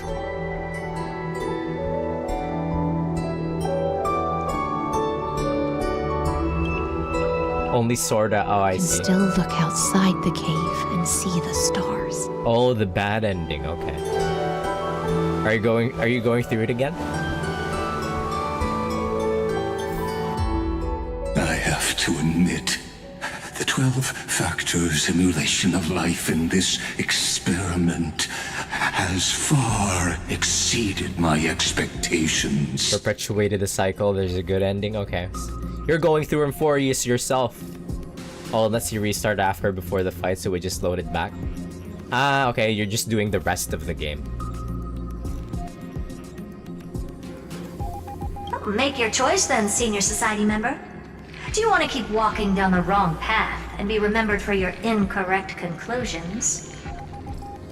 Or do you want to return to the audience's seat and give yourself, Amphorius, and the entire cosmos a more fitting end?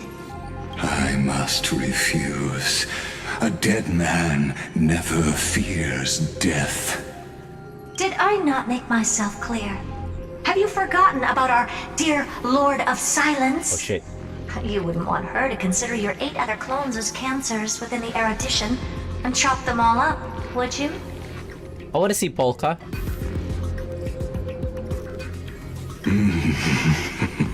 Yeah, there's a funny genius within the Genius Society who's only ever out there to kill other geniuses if they got too close to a particular truth. Whatever that truth is, I don't know. Nobody knows because they get killed when they reach that truth. Your logical deductions are vastly different from mine. Therefore, allow me to provide one more academic recommendation. Listen, my peers. Why don't you look beyond this world? Just as the Chrysos heirs did. Re-evaluate your calculations and take into account all enemies in the upcoming war among the eons. He's malding. Amphorius is not a place where 3 paths entangle, but where 3 paths fight to the death. You used Memoria to resist me, but did you not consider the possibility that the Remembrance and their children might have taken this opportunity to join the fray as well? We're getting third-partied.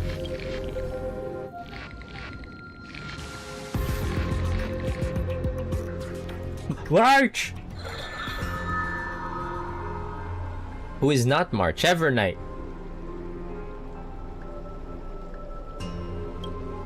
Oh. Whoa. So this isn't just silence. It's the answer. What was the last thing she said to you before you parted the waters at the Scale Gorge waterscape?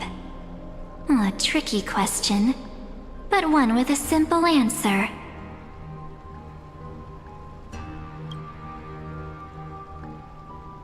She didn't say anything back then, right? Wait, what?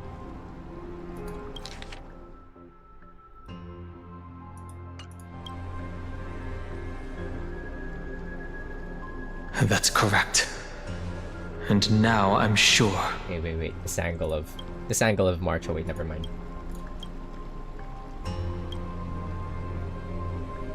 You are not March 7th.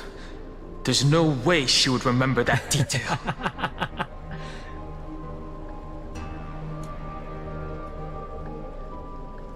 Even I don't remember. We're both dumbs.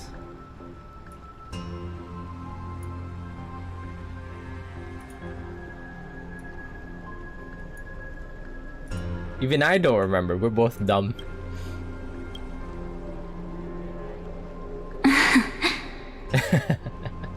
Wait, screenshot time.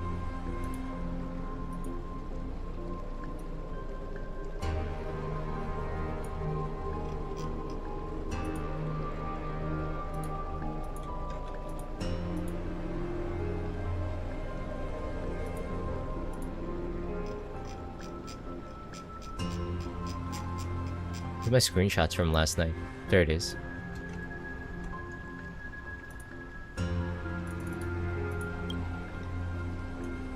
I'll only warn you once. Leave her body now. Wait, at what point in time are they?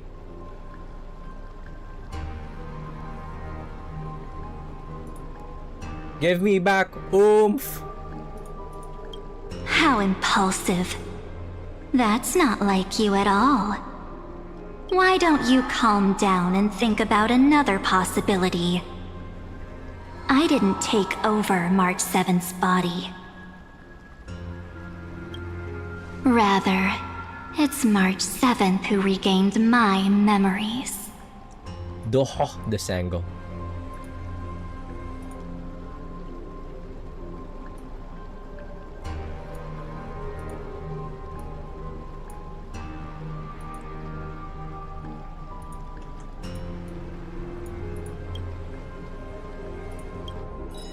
Wait, that's it?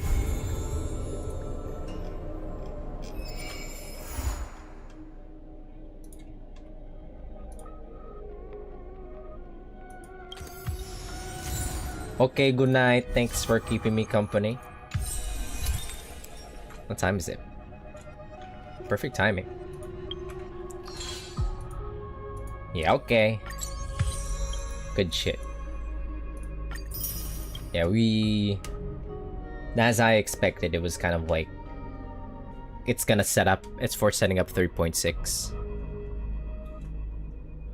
It was kind of like the falling action, because we just hit a climax with everything that happened with Finon. We just hit a climax, so I was expecting that Dispatcher would be, in the grand scheme of things for Emphorius arc, would be kind of like the falling action, exposition, rising action. Going into the next climax, which I would expect will be either 3.6 or 3.7.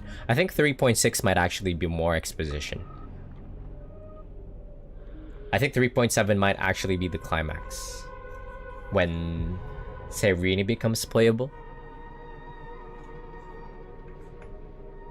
And then we'll get Finon back. Don Hung will make Lawmain next time. Better come ready. What the hell, we're done? Yeah, that was pretty long. How many rolls do I have? Were we moved? Damn, okay.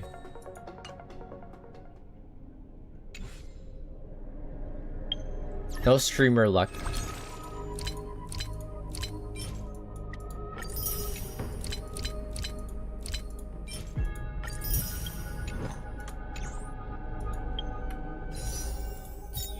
You have 3 rolls. 3 rolls in a dream.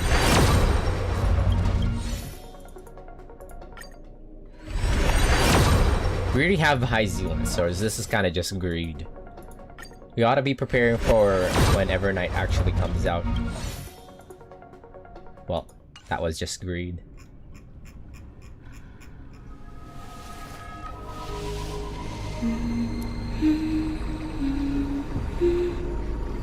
Love her hair gradient. Big fan of Whirlpool.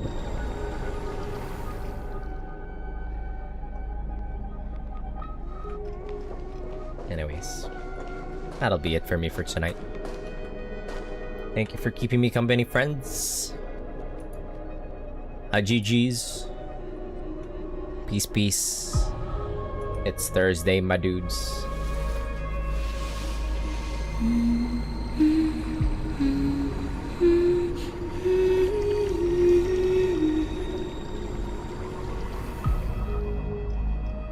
Have a good night.